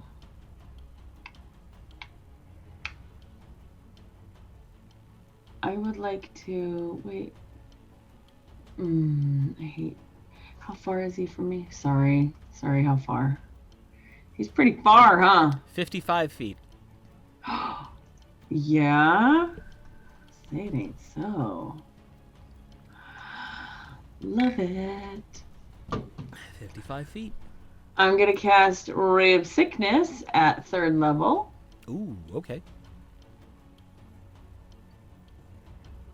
Ranged spell attack. 18 plus, what's ranged spell? 10. 29 to hit. You will definitely hit with a 29.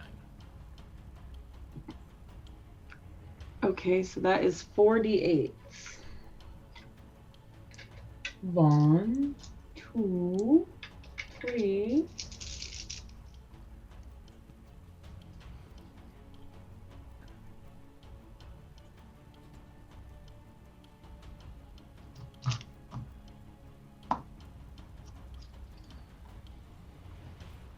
$17 points of damage.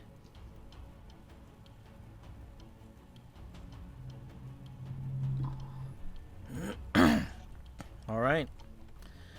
You extend your finger, and that sickly greenish black beam springs from it, strikes the creature in the chest, and you see it sort of diffuse into the creature, and all over this creature's body, the wounds that it already has from the acid, you see start to bubble and then pop in minor explosions of pus and gangrene.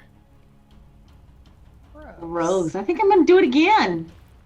Okay. That's disgusting. Yeah. Okay. Rolling again to hit. 15 plus 10, 25. That will also hit.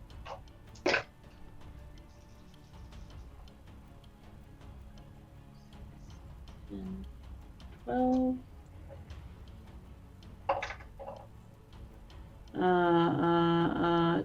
6, 10, 12, and 5 is 17 again.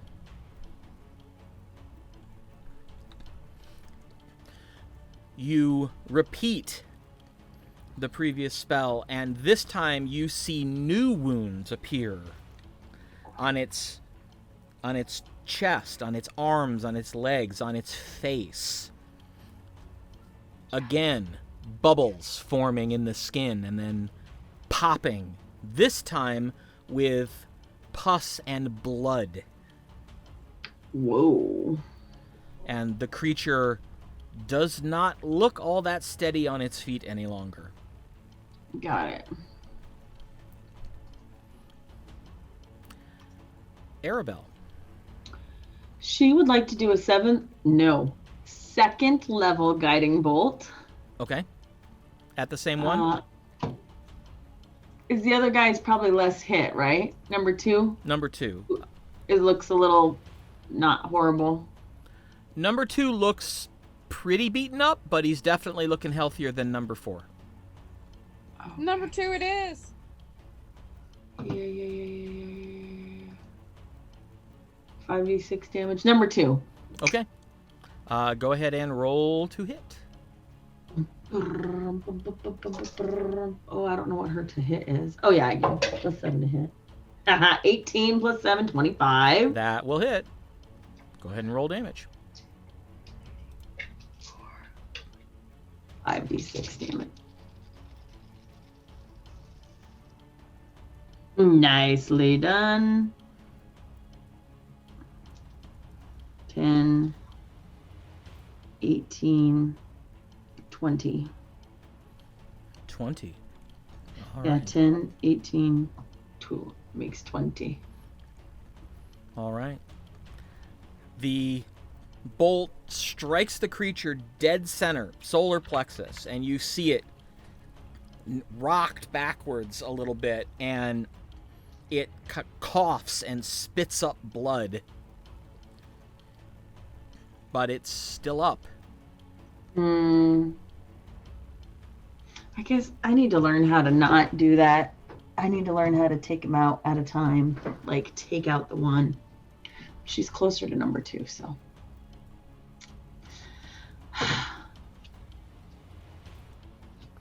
All right, so now it's their turn. This one moves down here and attempts to hit Sakuthos.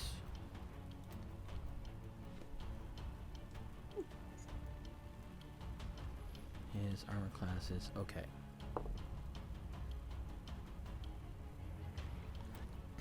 It swings its great club at him, but he manages to sort of duck and roll out of the way and rolls under a bush, so the second swing goes way wide.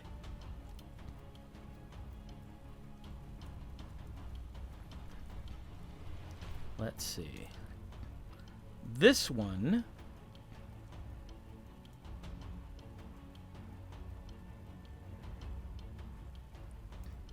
is going to move down here and attempt to throw another rock at Zorith.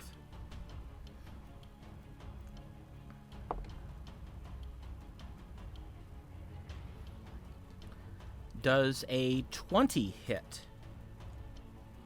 Yes. Okay. Really?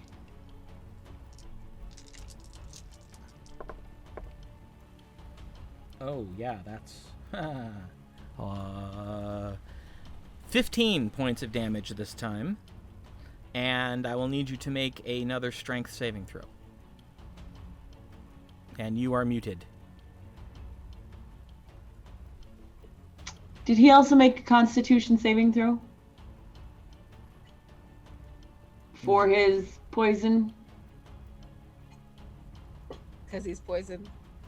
On a hit, the target takes 2d8 poison damage and must, from my Ray of Sickness. Oh, okay. And Well, not 2d8, would have been 4d8. but keep reading. On a failed save, it is also poisoned until the end of my next turn. Okay. Well, then it's poisoned, which means... Hold on, I have to see if it actually hit you. Yes, it did. Okay. Because it's at disadvantage, but Right. it still hit. So you said 15 points? 15 points, and I need a strength saving throw. Strength saving throw. Ooh, I did not make it. It is a 7. It is a 7. This one manages to knock you backwards, and you end up sort of coasting down to the ground. You don't take any damage from falling, but you're kind of forced to the ground. The rock hits you and drives you backwards and down. Got it. Weasel. All right. Gwenlauren. Oh, look. It's right there. Yeah. It seems to have gotten very close. And still doesn't see you. That's good. Backstab. It's focused on I Sakuthos. Backstab isn't something rangers have. Oh, sorry. Wrong one. Okay, then I am going to conjure barrage. Okay. And the dex save is 16. A 0. Again. Okay. Do I have to roll to hit? No, Okay. because it's an area effect. Right. Okay, so I just roll damage then. Let's see, and that would be 3d8.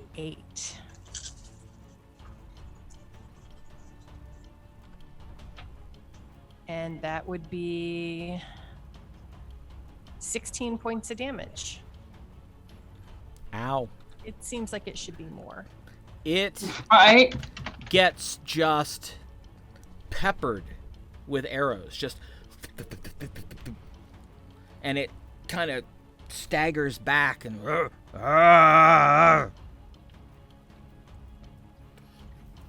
And it looks around to see if it can figure out what hit it. And it spots you. Ooh.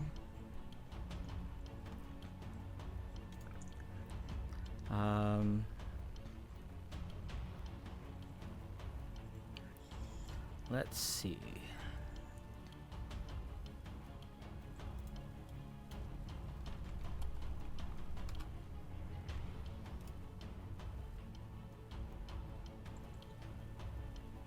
Come on, Saguthos. Well, it's Tassa's turn. Or no, yeah, it's Tassa's turn.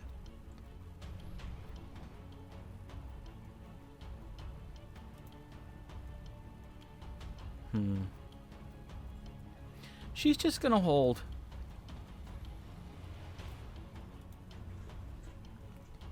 She thinks you've got this pretty well in hand, so. And Sakuthos has had his hand up since he cast that last spell, and he just goes like this. And that energy on the giant pulses again. Oh my god, what a sucky roll.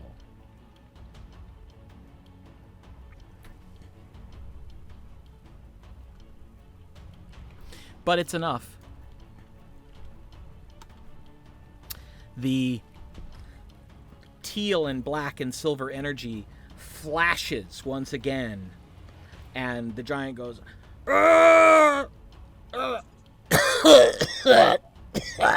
boom.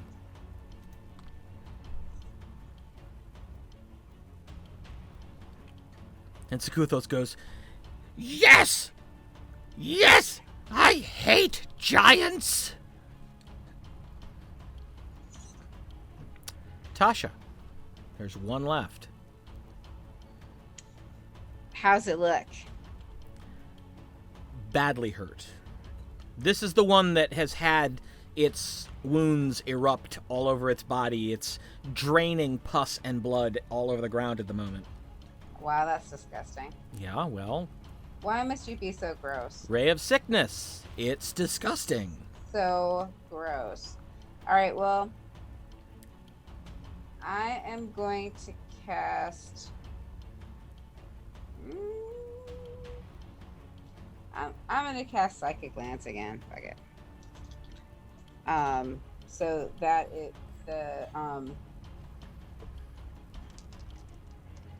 the saving throw is a 16 intelligence.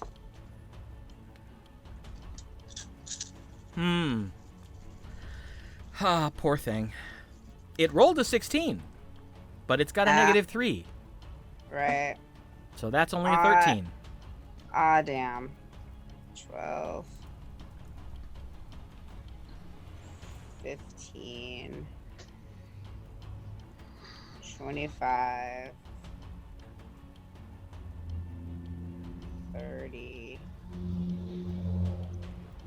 38 points of damage. This time, it starts to reach for its head, and then there's another popping sound. And its head kind of partially deflates as stuff comes running out its neck as it falls to the ground. Wow. Ew. That's so gross. But that's the end of the giants. Phew. Ew. That was really disgusting. Arabelle Is injured. is going to no. Arabelle is going to drop Beacon of Hope and put Aura of Vitality. Maybe I gotta see what that does. But she's gonna use her bonus action to heal me with it. It says. But we're out of combat, right? Yes. Yes, ma'am. She'll probably heal me. Probably. I can heal you if you need. Sure. Let's have you heal me first. Okay. I cast Cure Wounds on Zori. That's a 1d8 plus 4. Ooh. So that's 12 points. Oh, all right. If you got max, no need to roll off. I got the max. And then Arabelle will do Cure Wounds Okay. at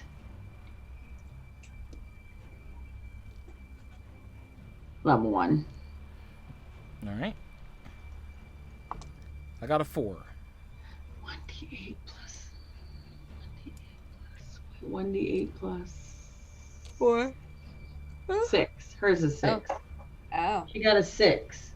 Okay. So that's 12 points. 12 So that's points. 24 Oh. points back. That's not horrible. Beacon of Hope is still up then, so everybody gets max healing. Oh, nice.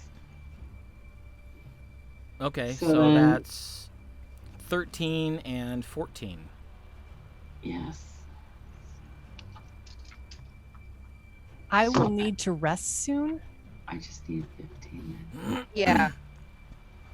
Yeah. I think we should do Tiny Hut. That's what I think. But maybe some distance from the rotting corpses, Oh, yes, absolutely. as they reek and they are all like pussy and whatnot. Right. Can we not talk about that? It's right there. It's not like she literally would talk about it. It's right Yeah, there. it's true. There's all over the place. That We're is gonna a have to mer- work on that that is oversharing. that is a remarkable amount of a variety of fluids that come out of one giant. Again, could we let's just move forward. He's wandering over towards one of them, No. and he's picked up a stick, and he's just kind of Poking the Poking. ooze. poking the giant. Do you want to loot the No. disgusting corpses? And he No. pokes one place, and it goes kink. And he Maybe. goes, "Oh. Well, there's snow. I can clean myself off afterwards. I've got to find out what made that noise." A prestidigitation. So he goes poking around the giant and pulls this large leather bag off its belt. Let's see, that would have been number 2. Looks inside and goes, "Ooh, shiny. Look what I found!" And starts trundling back over, holding this way too big for him bag that's bumping on the ground, and every time it does, it clinks. Did you cast prestidigitation on the giant? I'm going to do it on Sakuthos. Oh, I'm gonna do it on the bag. Okay. Sure. And he says, "Look, it's full of silver." Is it silver? Yeah, it's silver pieces. I'll when you loot take the time- corpses. Okay, when you take the time to count, there's 200 silver pieces. Nice. I'll check the others. Okay, make I an know nobody else investigation will. check. Saguthos will help. That's a 22. Holy crap. Yeah, that's pretty good. The gods want you to find this stuff because that's the second natural 20 for investigation I've rolled for Sakuthos. And that's what I rolled as well. So 28. Wow. You have a +2 for investigation. Yeah, that's all I have. Okay. Yeah, my Um, investigation is low also. It's +2. Sakuthos is +8. Wow. So he finds another leather bag, this one full of copper pieces, which, after taking time to count them, there's a lot more of them. There's 1,500 copper. Gwenlaren finds what for the giants are small belt pouches. Did you say 1,500 copper? I'm sorry. 1,500 copper. Okay, that's what I thought. How many people did they kill for that copper? Don't know. Gwenlaren, as I said, finds small belt pouches. One of them has 135 gold, Nice. and the other one has 14 platinum pieces. Not a bad haul. 125 gold and 14 platinum. 135 gold 135 gold. and 14 platinum. Nice. Now, if somebody could just cast prestidigitation on me to, I clean you up and I clean up Sakuthos. thanks. You're welcome.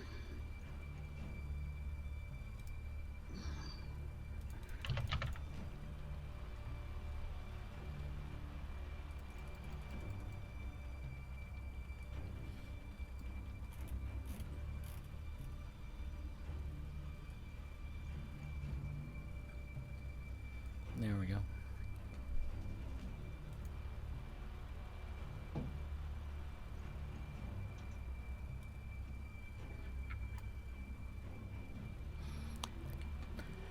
You move a ways further north away from the bodies of the giants. And by the time you find a place to stop, it has become full night. You locate a clearing that is large enough for the hut.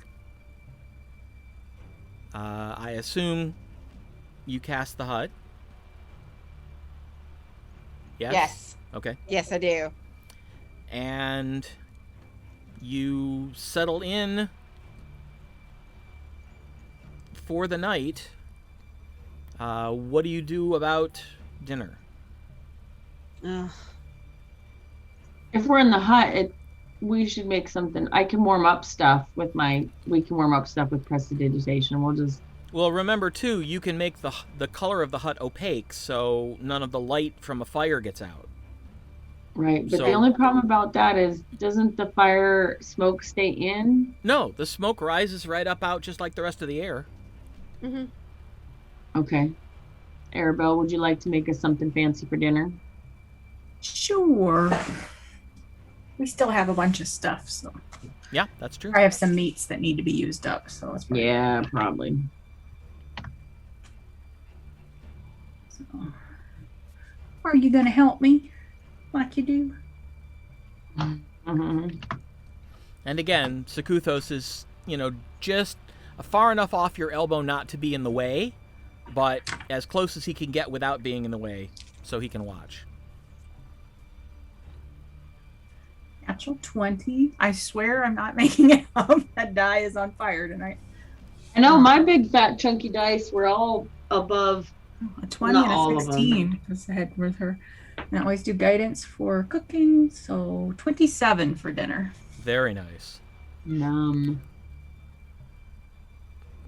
Tassa seems pleasantly surprised. This is very good. And then she looks at Gwenlaren and says, "If this is the normal fare for meals with this group, I see why you joined them." They do keep you very well fed. No, yes, absolutely.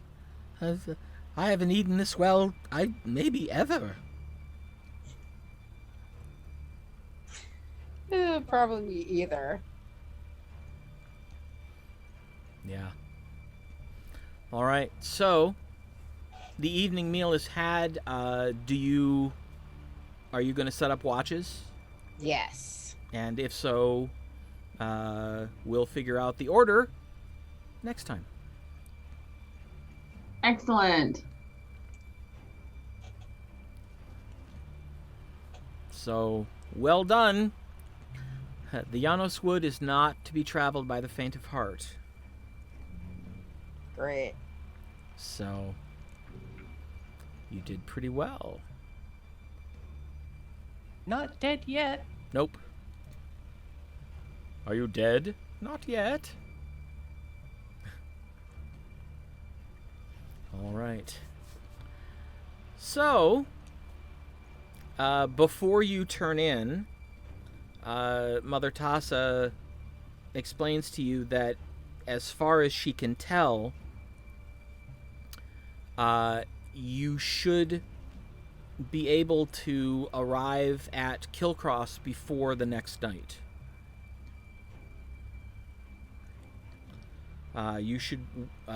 Your travel should take you out of the Jaonos Wood and into the northern tundra probably sometime mid-afternoon. Excellent. So you've not too much longer to travel so slowly through the wood. Very good. Lovely. All right. And so we will pick up there next week and see what there is to see in Kilcross and beyond. So thank you very much for watching. We hope you'll come back and join us again. Remember, stay safe, stay sane. If you can get vaccinated, please get vaccinated, because it turns out all the COVID cases in the hospital now are people who have not been vaccinated. So make of that what you will. But, if you're not going to do it for yourself, do it for the people that you love who might not be able to get vaccinated. And have a wonderful rest of your week. Remember, we will be back tomorrow night for our City of Heroes game, which is getting a new name. But we'll reveal that tomorrow night. Stay tuned. So we'll see you then. 7:30 p.m. Eastern U.S. time. Yeah. So until next Tuesday night, we hope we'll see you again, and we hope that we can once again welcome you back to the lands of Aecathan. Bye, Good night, everybody. everybody. Bye.